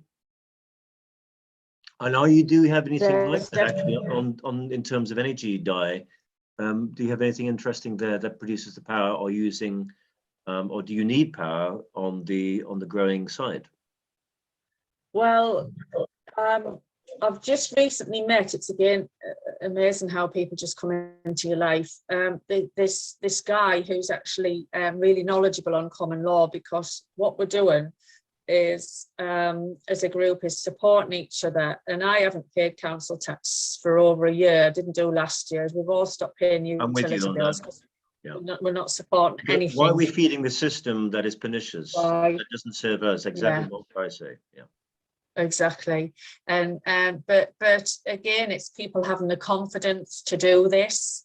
And so the guy that's come on board and is actually guiding people through this is also, he's got his own piece of land, and he is totally self-sufficient. He's got wind power, water power, solar power, and what was the other thing he's got? And how many hamsters has he got pedaling on these things? Well, it's a bit of woodland, and he's got a stream running through it, and the water is the crucial thing. And he said, he was saying, like, in summer you've got the sun, so he's got the solar panels. In winter you've got the rain, so you've got the water, so that powers the windmill. And he's got a jacuzzi and everything set up, and it heats through all this thing. And the criminal thing about it all, Paul, is he produces that much electricity. He even has a mechanism to dissipate it, and it's wasted energy. He's throwing that energy away. And he said he could power another, I think it was 3 or 4 houses with the electricity, with the power that he is actually throwing away. And in my mind, if one guy can do that, then the government could do that. And that's another thing, they're being deceitful and hiding from us. You know what I mean? The whole energy sector is a sort of hijacking of resources, in my view, which are that largely, some of those resources are resources in common, for instance, gas. But anyway, leaving that point aside for 1 minute, what any one of us could do, and including the government, is encouraging people to have access to any batteries, basically, that could actually take that power and store it for when we need it, when we can't generate the power. Can I just go on, Simone? just say something? One of the ways you can use excess power is to convert the spare electricity into potential energy. So what you do is pump water up into a tank, which you can then use the potential energy of that water. Yeah. You can use it as oh, somebody's in the waiting room, hang on. To then drive a rotor or something like that. So there's lots of things you can do with excess power. But the problem you have with solar is when it's very, very hot weather, you end up with, you can end up with very, very high levels of generation, but you're not using it at that particular time. Yeah. So other things you can do is use it to power a dehydrator or something like that. So you're not wasting it. Yeah. But let's think about, just in case it might be useful, let's also think about generators. Apparently some people are taking, for instance, from fish and chip shops. We have 2 beautiful fish and chip shops in my town. And they're taking the oil from those to fuel cars. Now, again, not everyone is wanting to drive cars and so on, but let's think about all the potential resources we have that often may go to waste, and how we can repurpose those resources and turn them into useful things. I'll let you continue with your presentation, Diana, if anything else you'd like to say before we go on to any questions for you. There's a few members who have actually sourced a natural spring, and they're actually using water from a natural spring to drink and in the home. Right. I mean, I don't know what the water's like in your areas, but it comes out the tap and it smells like a swimming pool. Yeah, I mean, it should be filtered ideally if you're going to use the tap, but I just want to ask you, have they come across the natural springs through dowsing, which I think is a very lovely way of finding the resources we need, which is becoming more and more popular, it seems now. Yeah, we do have dowsers down here, but the springs that we have found have been through community, connecting and people telling people and spreading the word and what have you. But common knowledge, or not so common, but knowledge that is passed on throughout the community. Yeah, and we've got a group well, one guy, I was just speaking to him this morning, and he's a dowser, and he's followed Rory Duff as well. He's going on another one of his courses soon up in Bath in April, and he dowses with the energy lines as well. And we did spring equinox up on the Hurl, as they call it, near us to raise the energy lines. But yeah, he's actually done events for us where groups have arranged the groups to get together, and he's actually given a talk on dowsing and how to do it and what you can actually douse for. And that's Rory Duff. And is he based in anywhere in particular where he does his courses? No, well, Simon Lackford's the gent down here that does the dowsing down here, is very knowledgeable, and he goes on Rory Duff's courses, and Rory Duff's written books on dowsing, and he actually he does the energy lines as well. He followed it from Land's End, and it goes right across to I think it's some religious country. Well, I went last year. We went on the autumn. What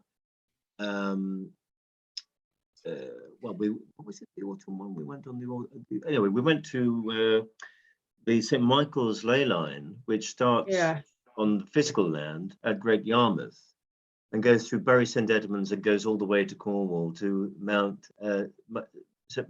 Michael's Mount. And then from there, there's another energy line goes all the way to Jerusalem. These lines are in the landscape. These energy lines are quite incredible. When you look at the the path to the lions, you look at the history, for instance, St. Michael's, I noticed that there's lots of references to St. Michael, whether it's a church or, you know, just another bit of land. Golf courses often were on those energy lines. I thought that's interesting. I know that we have little time now. I know you have to go. So just have a quick chat. Just what the chat is. B is asking, well, I didn't catch that. You said people getting something from fish and chip shops, apart from fish and chips. Or did I get it? I was talking about the oil that is then thrown out the vats, that is used as sort of biofuel for cars. So thanks for that question. Any other questions for Di before she has to go and we move on to Richard? Anyone for Di? Well, I think we're about there. And can I just also welcome Madeleine here, as I call her Mads, just joined us. Yes. She's going to Hello, be everyone. in the presentation later on. Right, thank you very much indeed, Di. And again, I think we're going to be in touch more and more. Can you just give us any sort of, if you put it in the chat, or just tell us where the best, or how is best to contact you, to keep in touch with what's going on, and for you to reach out or be able to contact you? Yes, I'll put my email in the chat box, and I'll also put a link to the website. So if people want to get on, I mean, the website was a massive thing for me because I was emailing hundreds of people every week with updates and what have you. But it's an absolutely amazing place where you can get resources, you can share, you can connect with people. We've got people in Scotland, England, Wales, Ireland, all over the southwest. We're setting up loads of different topics. You know, there's a marketplace, this thing that we wanted to get away from social media. That's what we wanted to do as well. well. You'll find that Madeleine also is involved in something similar with that as well. So again, it'd be interesting to maybe to connect up there, because we can all learn from each other as well as trade and help each other, support each other. I've seen Madeleine somewhere before on another Zoom, I think, somewhere. She gets about. She's a very interesting person. Yeah.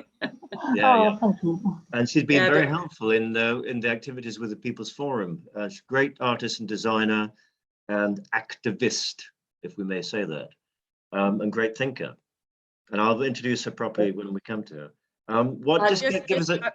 Go on. No, I was just going to say, Paul, when I was trying to get onto this Zoom, I clicked on the Facebook link instead of the Zoom link. That's how good I am at technology. And anyway, and I went to join the group because I thought that's how you got into the Zoom. And this warning came up: you are now joining a group that goes against the standards, Facebook standards. Do you still want to join? Yeah, it's very dangerous when you get near the truth. That's why we're going to be a bit canny about what we do. So I wasn't overplaying the whole thing on the Facebook group page, because I knew that if I publicize it much, it may not even happen. Or we may not. We may even get closed down. You know, these sort of things can happen. So we have. I was just to something I found out, how we all think we might be quite insignificant, you know, and everything we do, what they're not going to want anything to do with us. What are we doing? You know, I've got a friend in Scotland who was growing. She was just experimenting with growing through the winter, and she set up a system in her attic, and it was it wasn't permaculture. I forget the name of it now, but she had sort of like a tent with a light in, so the plants think it's daylight, and then it comes on and off on a switch. And anyway, she was growing tomatoes and mushrooms and strawberry. Was she growing bliss in cans? Cans of bliss. What's bliss? It's just silly little joke, but it sounded like something else. I'm trying to avoid the actual word. Anyway. Right. The next thing, she had the drug squad turn up at our door. Exactly. And that's what I'm talking about. Yeah. And what had happened is a helicopter had gone over and picked the heat. Yeah. They've got the essence from our attic. Yeah. And they came and they told her she cannot grow food in her attic. And she said, hang on a minute, it's not drugs or anything. It is food. It's just strawberries and tomatoes. And they went up and they took samples of everything she was growing. And she lives on her own, and her kid's still at home. Her son's still at home. And they said, right, you know, and she said, why? If I want drugs, it's cheaper to buy from America, you know, I'll just buy them online from America. Well, this is what we're having to contend with, or do we have to contend Well, with? can I just say something? One of my neighbours had her house rented out, and there were people growing drugs in the house, and it's huge. I mean, we were shocked when we discovered that. I'm at 22 and this was at number 12. They were literally, it was a drug den. They were going, and yeah, they have all these heaters, and they almost blew up the street because they'd actually bypassed the electricity meter, and they were stealing electricity off the national grid. And they certainly weren't serving the local need. No, they weren't serving a local need. None of us were buying any of their stuff, but it was very interesting because I got into the house through the guy that was clearing it up. I got friendly with him, and he invited me in to have a look, and it was interesting to see they'd lined everything with silver foil, and very, very interesting how this works. So well, it's a tip there for all of us then. But swiftly moving on, maybe we could possibly go down that rabbit hole another time, but I'm mindful that I need to be getting Richard on now, because he's waited very patiently for 40 minutes. Any more questions, Di? No, I think we're done there. But Di, if we can come back to some point, just very quickly, what is your website? I know you're sharing it on the chat, but what is it again? Yeah, I'm gonna put a link up. It's US Southwest, but it's hidden. You won't find it on the internet. But it's US Southwest. .com. Well, anyway, you're going to share it with us. When I first saw US, I thought, oh, is this something from the States?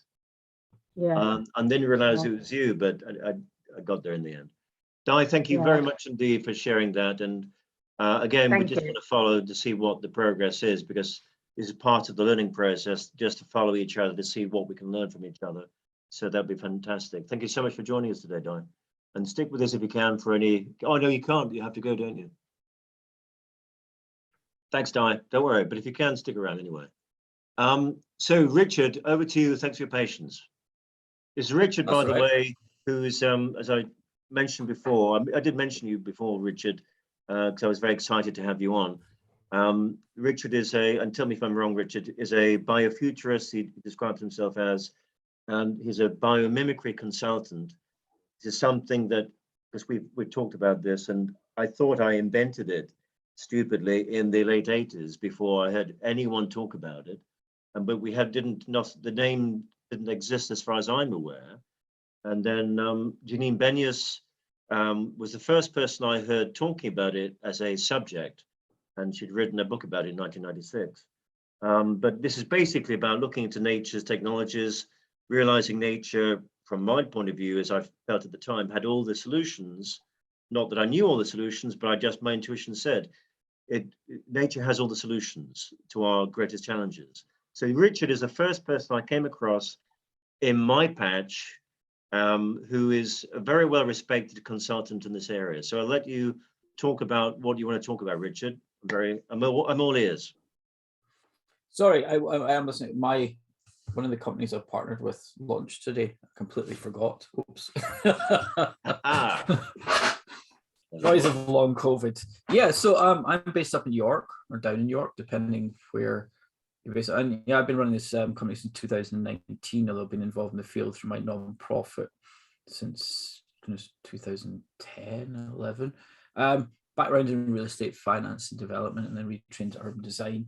I work with companies in innovation, manufacturing, agriculture, urban futures now around the world. We're also working on projects that very closely related to what we've been talking about. We've got 2 pilots looking into basically ways to generate energy and protecting fragile ecosystems. One in Madagascar, where we're collecting pine needles, which off the forest floor, which reduces. The aim is to reduce the soil pH level, increase biodiversity. The pine needles then can be used as an energy source. They're dried out. They're used into in basically burn which then, gases are given off. We're using the gases as well for then powering other equipment, and out of that we're having whatever carbon's left, because it's not using a lot of oxygen, is biochar, which we can put back in the soil or sell into other businesses. Example, you could, a bit like seed balls, wrap seeds in them and use them to, regrow wilderness areas. So I wasn't clear on that, Richard. What was that? A real of So what? so exactly, so certain places around the world, what they're doing is reseeding forests by coating seeds. If you coat a seed in basically carbon, charcoal, it acts as it helps it grow. But this company is based in the UK, do them, and it's called Seed Ball. So this is a pollinator mix, and they cover it's not just in charcoal, they also cover it in chili, so the birds don't eat it. I wouldn't recommend like wiping your eyes after you touch them. So that's one project. We're looking at protecting small-scale fishing communities in Kerala and India as well by creating an app to kind of looking at protecting weather patterns and changes where the fish will go, so they can actually go and get a livelihood instead of these big industrial fishing practices. And that's also about female empowerment and getting them to women to have more to say in the fishing communities and actually decision making, because you find a lot of places, especially in that area of India, it's very male dominated, yet most of the work is done by the women. But yeah, we also work in high-tech sector as well. We just finished a big research project in looking at the state of innovation in the UK. But to step back, what is biomimicry? So I'm not going to do slides, I'm going to use an orange or a satsuma. So we normally get clients and everybody start looking about, how can you replicate the principles, biological mechanisms, by looking at shape, or you look at the surface as well. So the shape could be looking at streamlining dolphins, bullet train, or you start looking at the surface instead. What kind of materials is it? Engineered roughness? Is it smoothness? How does that impact, say, like a golf ball, or something like to do with drag reduction or improvement, or super hydrophobic surfaces, which you find in kind of things like lotus leaves, or quite a lot of other plants as well. So you can super clean surfaces. Even looking into things like if you cut it then in half. So I was prepared. Lucky I didn't you couldn't talk for any longer, because I would have ate my crops. That's impressive. Yeah, so you can even start, if you go delving into actually then looking into the structure of this satsuma. So you can look at the self-organization of how the cells are put together, or you're actually looking at say the way the material and the structure actually protects the fruit. So if you're looking at something like a pomelo, which was already bred with a satsuma to actually make an orange, and the pomelo's got very thick skin and it's exotic, a bit like baby's skin or cat's skin, that actually protects it from impact, and it dissipates the energy across the way instead of through. So that's one example as well. You start actually looking at how do we explore looking at materials, how things are put together different ways. In the natural world, we use two polymers to do the same job of 30 that we in man-made materials. So we've got to look into that, especially about breaking it down and putting it back into the system. And then the bigger thing is actually then let's take it as whereabout in the system is the orange placed, or the satsuma. How do we then, this kind of delves into kind of things you're talking about, permaculture. Let's looking at the bigger system. How's the system working? Can we edge towards circularity or low entropy in the study of that? That can also then start thinking of systems based on kind of social animals and understanding swarm theory for computer algorithms, reducing wastage miles, looking at the bigger system of actually, but they were talking about, I was talking about earlier, but looking at building in the system for like reducing energy, and Simone was talking about building that potential energy. I was just about to type potential energy and pumping it up hill, or you can store in a gas compressor, or even doing things like British Sugar do, where they use, in one of their factories, they use the excess CO2 and heat to grow medical grade marijuana.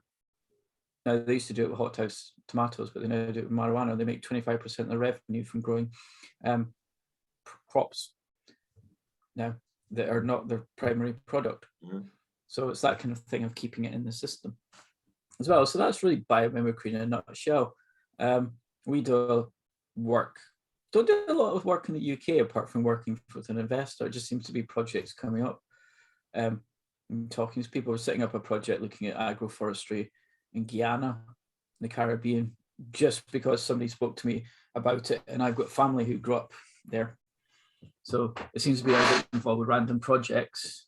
But yeah, very much interested in agriculture and the food system and minimizing waste, and doing a lot of community stuff as well. I volunteer with the Circular Economy Club in New York, as well as Good Food York as well. Because it annoys me about food waste, but also any issues of packaging and things like that as well. Yeah, how much are you connected then to the food events around the country? Are you making concerted effort to contact people? Is that going to be a useful thing?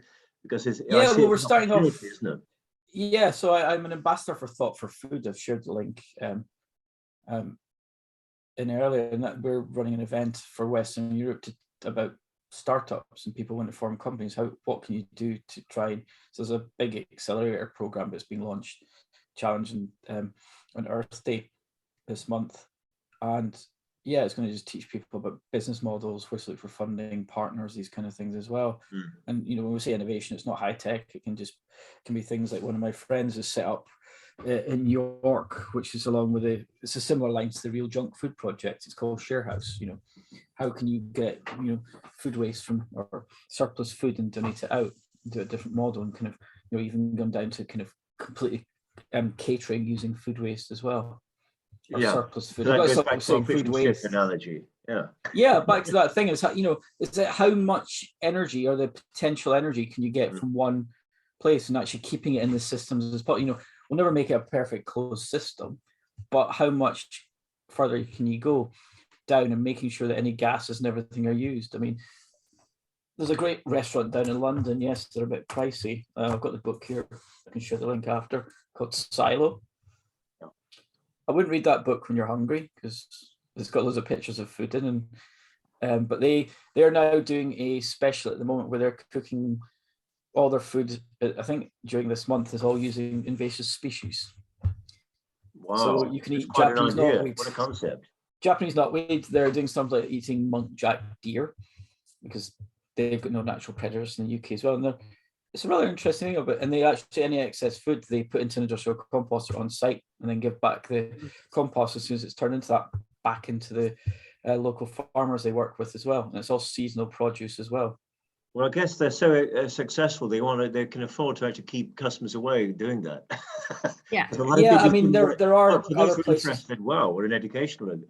I think it's a really. I mean, yes, they're quite pricey and that, but the guys, he's got to do that to make a living and keep all the standards up and making sure he can turn different things around. And they've got a lot of different initiatives they're doing, and yeah, it's very interesting how much they're pushing the boundaries. And yeah, I know you mentioned Silo to me, and I haven't had a chance to get down there. I'm salivating thinking about it. Yeah. Going next time. Can I just come in with just one observation? Japanese knotweed is the best source of resveratrol, which is that marvelous anti-aging antioxidant that's people drink red wine for it, but it's actually very, very high levels in Japanese knotweed. Did not know that. That's interesting. Which, of course, is this invasive species, which everyone's talking about taking over our countryside. So it could be a very good opportunity. Yeah. It's not just our countryside, it's the way it breaks through concrete and cement. Yeah. Well, the fabric of our culture. A lot of it ended up the railway infrastructure companies were using it to support the railway. The sidings, I think that's called sidings. To keep the integrity there, yeah, to stop them collapsing. But unfortunately, they ended up invading everybody's gardens. So it was railway companies that really introduced it. Maybe. I think it was brought over as an ornamental plant. Yeah, as the usual situation. Like Boris Johnson was brought over was brought over as an ornamental baby, and then he grew into that monster. Frankenstein species, and how we can make good use of the Frankensteins. That's a shame to the Frankenstein's monster, actually, tarnishing it with the same brush as him. Anyway, so yeah, we work in various things, running workshops and working investors and getting our hands dirty. One of my team's a biodesigner as well, so she looks into a lot of how do we work with the living as well, from bacteria to slime mold to these kind of things of growing packaging and things like that. I've done some weird projects, and I'm doing a workshop next week about how biohabitats for space. So how would you long-term space travel, creating a, but actually the ethics of that, you know, how would you take an invasive species to Mars? And then we're actually talking, well, actually we're an invasive species to Mars as well if we go there, you know, taking anything that, you know, so it's that kind of thing. People are going to be doing long-term space travel. How can we design it for the living? You know, because you see a lot of the sci-fi programs and it's all, you know, metal everywhere, but we all know plants improve well-being, so, and also produce oxygen. How do we design a space that's got the well-being? If somebody's going to Mars, you know, you're not just flying there and planting your own poo in the ground to grow potatoes. Sorry, the pun if nobody's seen The Martian. But that kind of thing. Or get Martian. Yeah, or basically, yeah, are Almost people insane. going to be going? Are people going to be going nuts because they're not surrounded with the natural world? Well, you have got a prop behind you, of course. The spider plant is a well-known NASA space station. Yes. For oxygen or what? It absorbs formaldehyde and toluene out of the air as well. Yeah, that you need to find. I think it only works in a closed environment. That's why NASA use it. And then a lot of people are like, "Oh, we'll put them in our homes," but unless you keep the room completely sealed. But yeah, I mean, and there was that chap that I think it was a TED talk. Someone you've probably seen it, is where the guy had a lot of lung issues in India. I think it was Delhi, and he was prescribed all this medicine. And actually, you know, he's filled his house with plants. I'm talking. He turned his apartment into a jungle, and it ended up cleaning the air. So there's different plants you can put in to do different things, you know. Like if you want to take out the kind of any of the particulates from like photocopiers, you have to put a lot of spider plants around them, but the potential's there. Do dragon trees and rub plants have any particular use in that respect? I cannot remember. I think I had a thought list there a dragon couple trees of years may ago. do. I've got both of them here, but everyone seems to feel it's a nice atmosphere. I don't know whether that has any influence on it, but anyway. But yeah, Well, there it's are just the greenery and the these breakup. interesting herbs and trees and plants that there's a benefit to everything. That's the point, isn't it? It's what we want to get people excited about. And even bacteria and slime and things like that, I'm working with that as well. Why, you know, this is one of the ethical questions of, yes, you're in biodesign, and if you are working and using those to create, isn't it ethical? Why kill them off as well?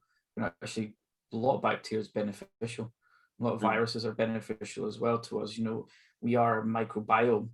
It's not just us. Yeah, and of course, the topsy-turvy way I see it, and a lot of other people see it in terms of what's going on with viruses, is that we have viruses.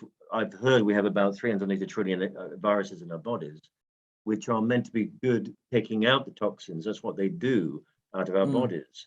So we've got this sort of topsy-turvy world where we're thinking something is bad, but it's not always bad. It's actually maybe quite a good thing, but it depends on your perspective and whether something is being seen as an appropriate thing or is being used as appropriately.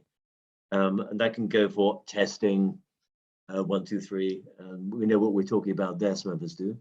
But yeah, I'm mindful again about the time because we've got Madeline was meant to be talking at 5:20, and I know we juggled things around a bit. And hopefully, Madeline, you have more time to talk before. Dr. Pam Popper is coming on in a few minutes.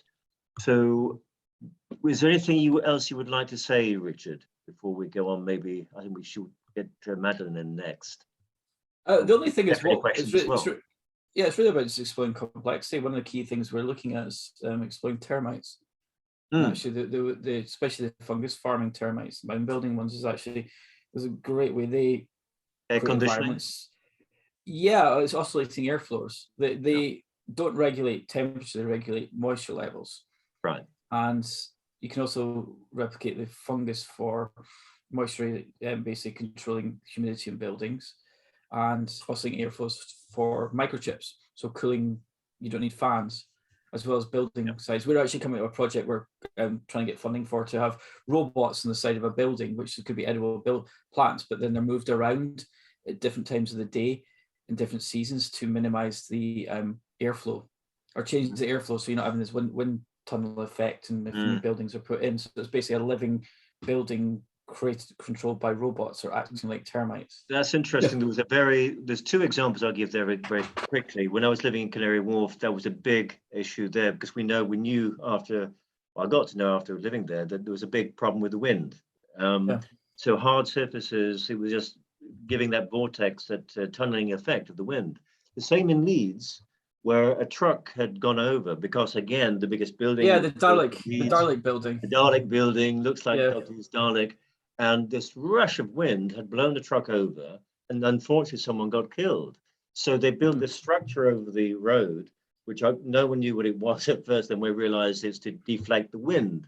So you're having to build structures to cope with something that which should have been thought about in the first place. This is why I'm fascinated by your deeper knowledge than my knowledge now about biomimicry and how we can mitigate problems by thinking things through properly and learning from nature.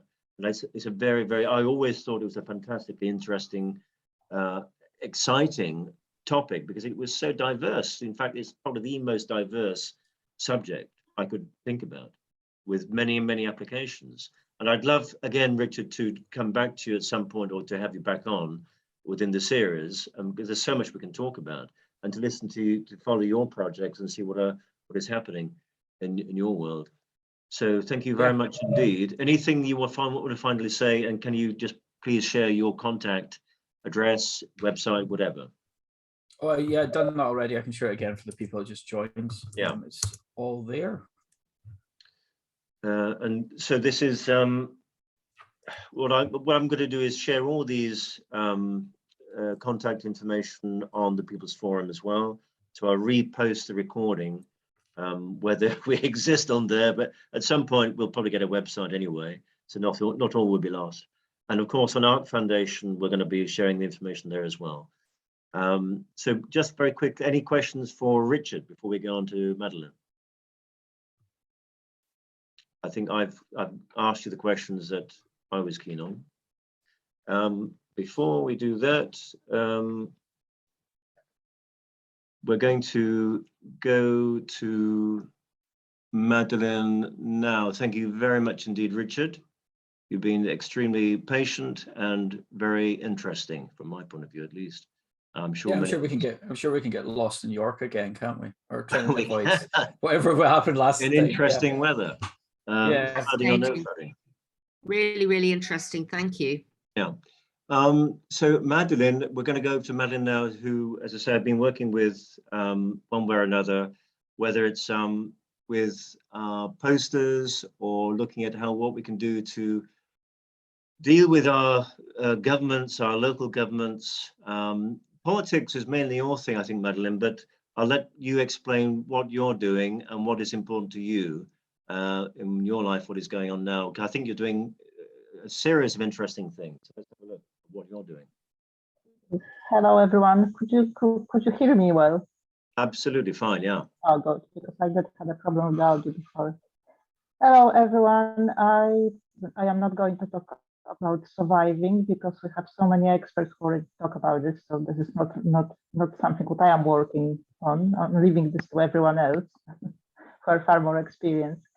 I am trying to teach everyone how to prevent these things from happening and possibly never have this possibility to use the surviving system at all.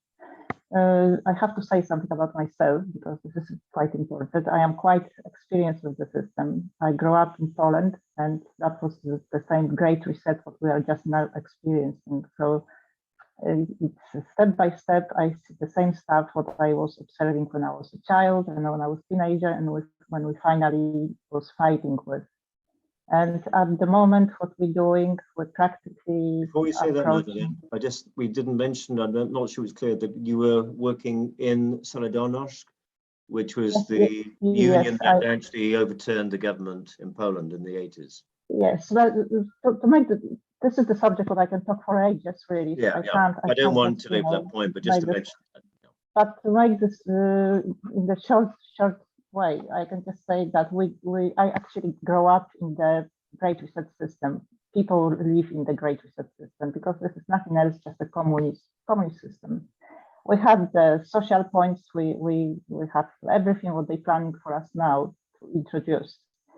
So people had enough at some point, and that was 80s when they treat us with the martial law and That was very much like a lockdown. That was very much the same restriction, practically exactly the same restriction. And we managed to fight them because the nation got together. People was working together under one name, not in millions groups, but people was collaborating. They managed to create alternative society. Regardless, we have everything taken away from us. We managed to have normal food, regardless the shops was empty. We managed to live like a normal people, regardless they don't want us to live like a normal people. They want us to. They want to destroy us.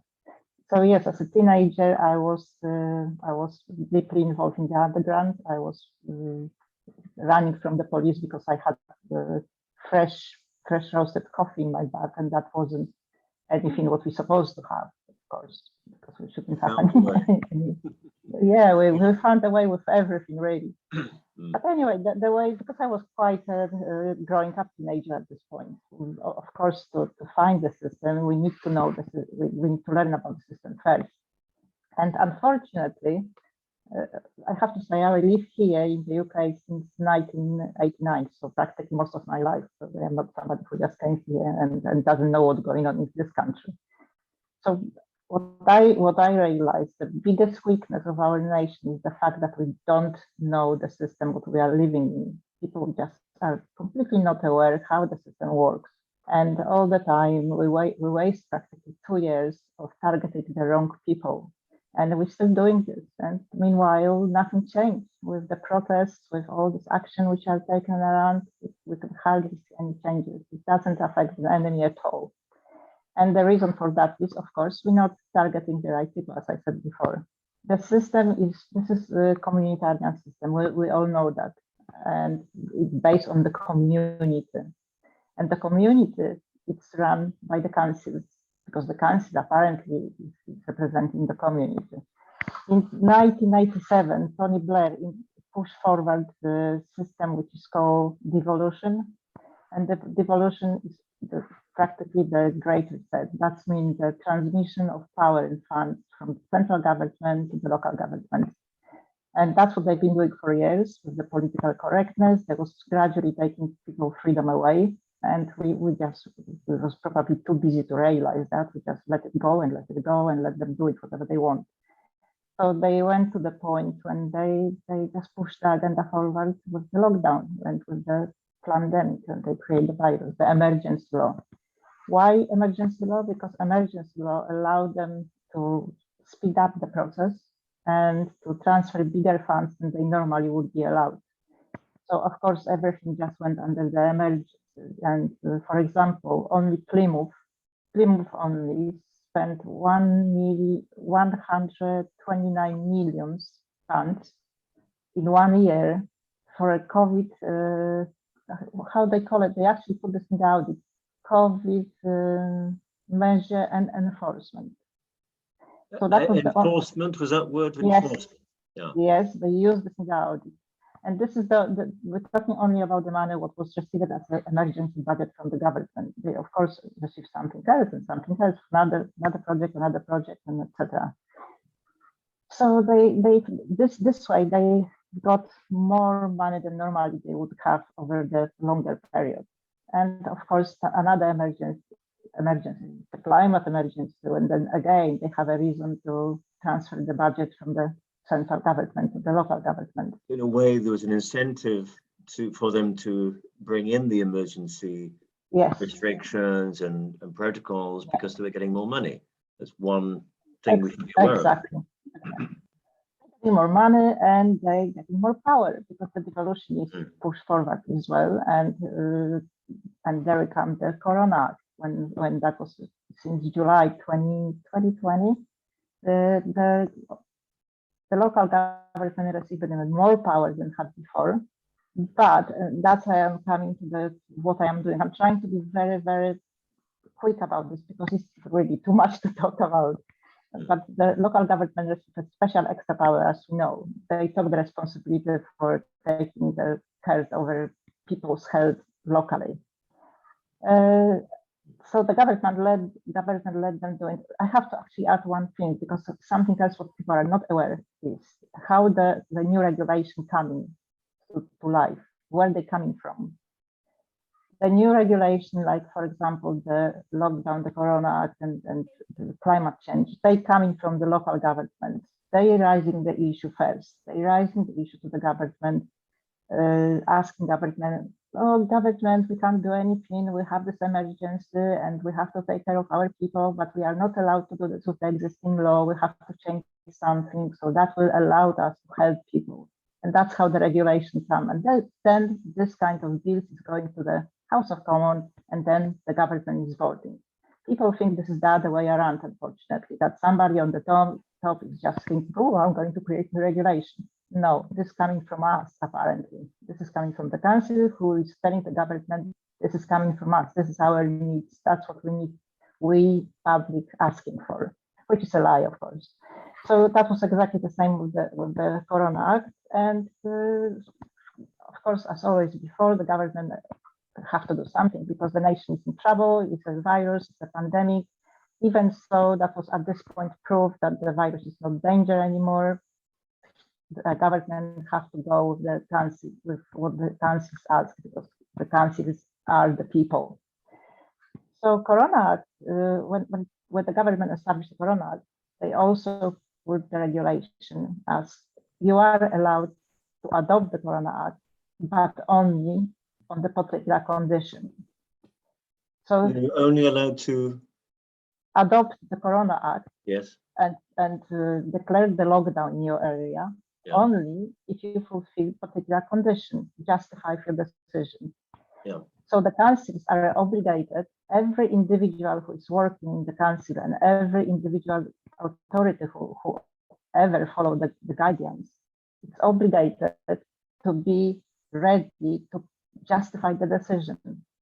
And that means shows data, and not data about the infection, but that have to be data which cover past 5 years, because only then we can do some proper statistics, because otherwise it's Exactly not what, statistic at all. very briefly, just to say that Dr. Pam Popper, I'm not sure is going to be able to join us, but hopefully before we finish, but this is her very point. She's not just a medical doctor, she's actually been working with a legal team to do exactly that, to hold their legislature to account, their local governments to account, say prove the reason for the emergency restrictions. And you know what, they've been having success. So what you're saying, Madeleine, is really, it resonates. And this is what we want to put out to say to people, what you're saying, what Pam Popper's saying, it really is relevant. And this is one of the keys in which we can actually bring this disaster to an end and start to grow again. Sorry, I'll let you continue. That's exactly the point, because we obtained the data, we people in all UK, we did obtain the data after the Freedom of Information Act. We know exactly the statistics. We know that was never a pandemic. For example, I will bring the Plymouth again. They spent 128 million for 5 cases of COVID. It's just so disproportionate is one of the words we could use here. Yeah. So what we're doing, because we have all evidence, we have all possible data, what we need, we approached the council, we started approaching the council a year ago. We asked them several times about bringing the documents, what they use to declare the lockdown. Of course, they failed. They don't have any documents. They tried Did they give to... any excuse? They didn't feel that they had to give an excuse? It's the same excuse in every single council. It's like, oh, that wasn't us. This is the county council. And then the county council is saying, oh, it's not us. It's the health department. Yeah. But in fact, the Corona Act is saying very clearly that this is down to every individual. So they not only, we've got them, we basically got them, and that's what people need to know, because this is a proper breach of law, and they not only lie to the public, but they lie to the government. Of course, the government, they should be hung on the trees, but that doesn't matter. It's irrelevant. By law, they actually lie to the government. They ask for a fund without justifying the request.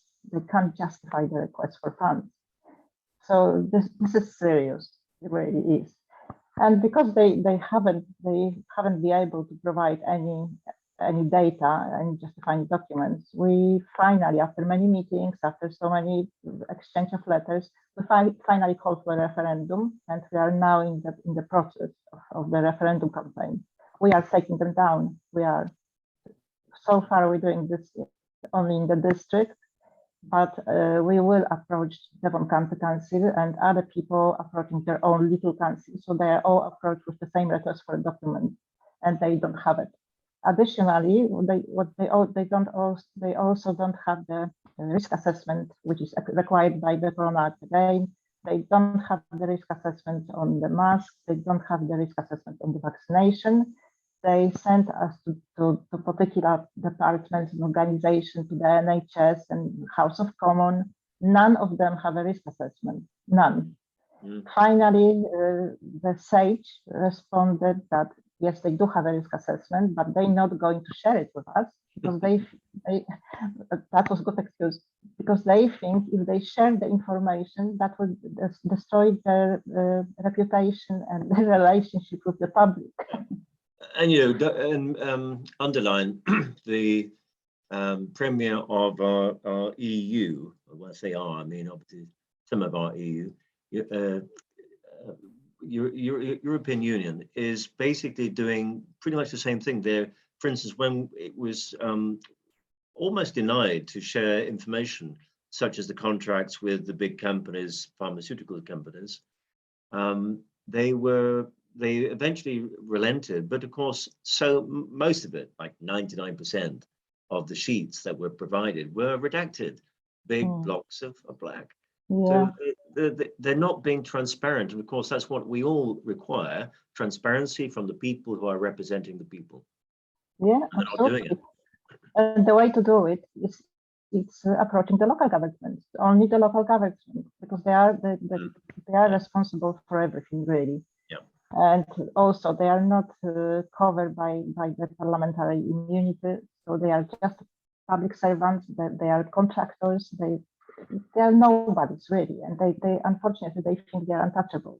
So we're trying to prove to them that they are very much touchable, and the time is finished. It's end. And it is like the analogy in a way is that we're all sort of beating not kind of our own brows, but the brow of big government.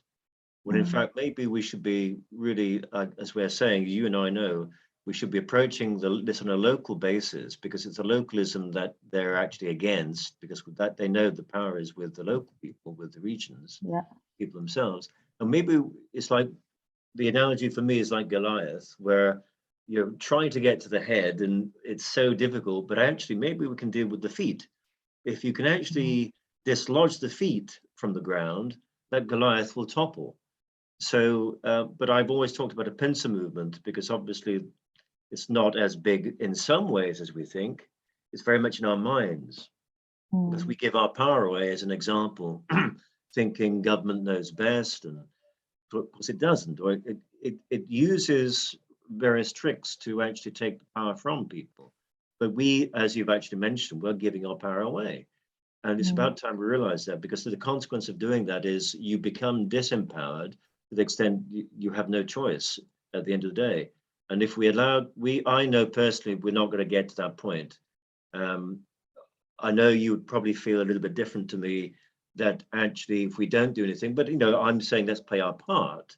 And because we're playing our part, it will never happen. But enough of us have to play our part to make sure this greater reset doesn't happen. What we need to do is to create the greater reset, back to nature, back to intuition, back to things that actually feed our needs. I didn't want to talk over you, Madam, but actually, I just want to respond in ways which may be relevant to what you're saying. And the most important thing is, as you said, we need to get back the control. Each of us need to get back the control. Yeah, take responsibility into our hands. Yeah, every individual has to take control over their own life, because otherwise we go nowhere. So that's the most important part. So we're doing that, and I will actually post a link to our document, because this document should be used everywhere around UK. And this is really the only way, pulling the roots, because if we pull the roots, the whole structure will collapse. This is like a domino effect. There we are. So much to talk about, because it is really a lot we can add to the subject. How Yeah, I mean, it could be a whole separate, like any one of us, like I was saying to Richard, diverse subjects, all reaching, and to actually do adequate justice to any one part of what you're delivering here needs an actual dedicated program.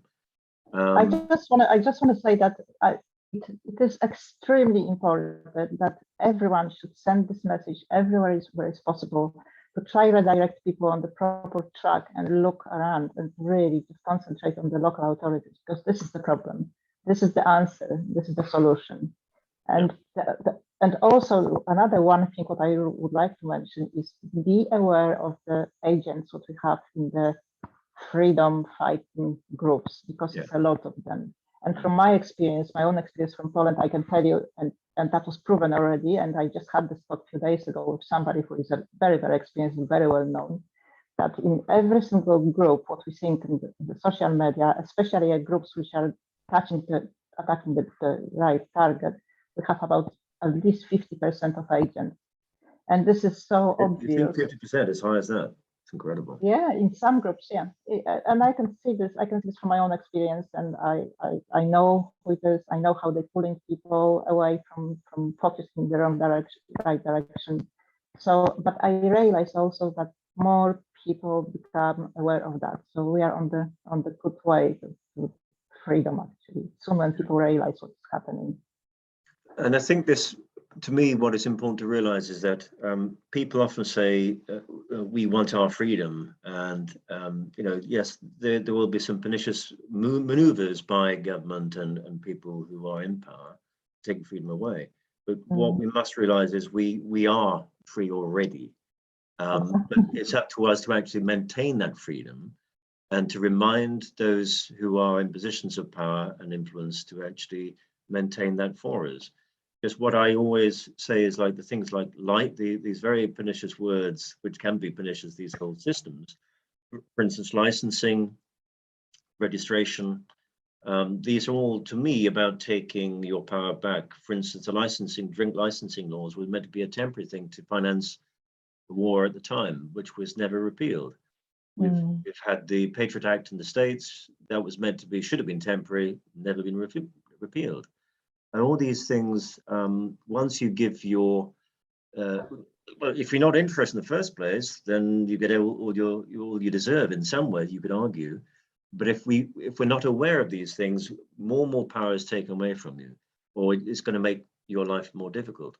But like you and I would say, Magdalena, we are very powerful as individuals, but even more powerful collectively. That's why we have to reach out and be aware of what's going on. Because otherwise people will take advantage of that, who are power seekers and who also acquiesce to what they perceive as a greater power. That's exactly my point. If you see even fantastic people who joined the meeting today, that's exactly what we need. We need this kind of council. We need people like that to run the local economies. We have enough experts in every single little town and village. We have, for example, we have little charities who can do better job than the council, which it is now. So it's not a question that we take them down and what we're going to do then. We actually could create a proper administration system and proper freedom and proper democracy. Well, you are doing it, and that's why you're here today. Like you're sharing what you're doing with it, and again, we're going to hopefully have you back on again, Madeline, and we'll just follow what you're doing, and both of us are going to be sharing what we're doing collectively as well. Do you have any? I will post the link. What's that? I said I will post the link to the document because I'm just going to do this now because at least it will be clear. If you can do that, yeah. And then again, I'll post this out, all these links on when I've shared the recording here on the People's Forum, if it still exists by the time we're done here, and on ARC Foundation, but wherever else we can do it. in the end, we might have to use things like, we've got a Telegram group, but we keep that fairly small for practical reasons. I'm all telegrammed out, like a lot of people. I'm trying to do less screen time. And I think it's a very important point that I think, we're using the technology, but I found it can be very pernicious, and actually is working into the hands of the very thing that we're trying to avoid or trying to put to bed. So I would always recommend less screen time, but amount of screen time that will allow you to be aware of what's important and to connect with the important people, but not at the expense, hopefully, of your health. So let's try and be sensible about getting that balance between screen time and real nature time, if you like, and dealing with people eyeball to eyeball, not just for secret meetings, but for healthy creativity, and which you do very well at, by the way. She's a great artist, this Madeline, and designer. In our case at the moment, it's probably more meeting face to face. We're trying to approach the general public. We not concentrate only on the freedom fighting groups. Absolutely not. We're actually going the completely opposite direction. Because every single sector of the economy have an issue. Every single sector, you can see people campaigning, and they are not happy. It's not only about the past 2 years. It's about many years. Then gradually, the staff of the council was destroying the architecture, destroying the culture, destroying the history, destroying people's lives, really, every sector. So we're trying to reach to every normal general public member at the moment. And you and I are interested in the consequences, as I say, of what these people are doing, of their actions and inactions, depending on what we're talking about. So we'll talk more about that later on, and we'll be talking more about bringing people on, other presenters, about what they're doing in their local communities, about health, about education, just giving real life examples of what people are doing so we can learn from each other, means being inspired. And one of those people, by the way, is another person we're close with, and she's on the forum, the People's Forum, is Jane Holroyd, who I met on the tube one day, and she's a fantastic worker as well. And she started the Question Time, which is in Cambria, which I know Simone and I participated in. And what we'd like to do is to push that out to the regions, to actually get people interested in these big subjects, which affect all our lives, and for people to be inspired to take things into their own hands, if not at least question those who they're putting in a position of trust. So let's get real, and this is where we do it, how we do it, by connecting. Would anyone like to ask Madeline any questions before we end? Because I think we're going to have to end with you, Madeline, because Dr. Pam Popper is not able to join us today. She will hopefully join us on the next one. And the date I will have to share with people in the next few days, which we'll get probably 1 or 2, possibly more sessions in April this month. So we've started early on the 1st of April, no fooling. And by the way, we want to do a 1st of May, an Empowerment Day again. So May Day Empowerment Festival, basically, to encourage everyone in their regions in the world to utilize their parks, their communities, to actually get out there and have a stall that represents each sector, like education, health, food, even one for the police. So I run the police support forum. It'd be great to actually encourage people to come out of the woodwork and say, look, you're putting yourself in jeopardy. This is what the law says, blah, blah, blah. So I think that'll be something that we can talk about next time even more. And hopefully by that next session, we can inspire people to do take practical measures for the 1st of May. It's meant to be a day of celebration. Let's make it a day of celebration through empowerment, or empowerment through celebration. So we did it the first time last year. Let's make it an even bigger impact this year. And we'll share information about that and see who's doing what about that next time. So once again, any questions for Madeline? Yeah, I have a question for Madeline. Thank you very much. That was absolutely fascinating. Oh, thank you. As a health and safety practitioner, I've been absolutely appalled at the way local environmental health officers have been decimating local businesses. And I've been, in my local area, I went into all the local shops and I told them, if you get problems from environmental health, here's my card, I will help you. Because a lot of the time, what they were doing was nonsense. not properly proportionate or in line with all the other legislation, which is primary legislation, and that, you know, they were sort of enforcing secondary legislation and ignoring all the primary legislation. So shocking. So anyway, I will have a look at the link that you've posted, and I will be in touch with you, because I feel very inspired by what you've been talking about, and of course your experience of the freedom movement in Poland, which is, you know, if we don't make use of what experience people have got, then we're being very stupid. Yeah, learn from history. And Madeleine's been talking about this all the time to wake people up about what has happened to places like Poland, and to Madeleine, it's very, very real, and we're walking so blindly into a situation which is not going to be good for anyone. And hopefully blindly into the same thing, exactly. So thank you so much, and it's really valuable to have your knowledge and experience. I feel very uplifted to know that there is that available. And I'm inspired. Thank you very much, Madeleine. We'll share your link. Thank you so much. And one last thing before we close, just remind people, look after yourselves, look after each other. Don't worry, because your powerful, very powerful energy can affect everything in a quantum way. So you don't forget love. Treat even these imposters like children, with love, with compassion, but hold them to account. You don't have to give information. Someone comes to your door or asks you different questions. You don't have to answer them. Why don't you respond with a question? It's a well-used technique. We need more answers from these people. Turn the tables around. You're the person who's standing there, who's actually needing your questions yourself answered. So hold people to account, but not in an aggressive way, I would suggest, but with respect. And I find that whatever you put out there, you're going to get back. Largely, that is a truism. And it's, if you like, a rule of life. And learn to say no, by the way. And if you don't want to say no or anything, just be silent. You have a right to be silent.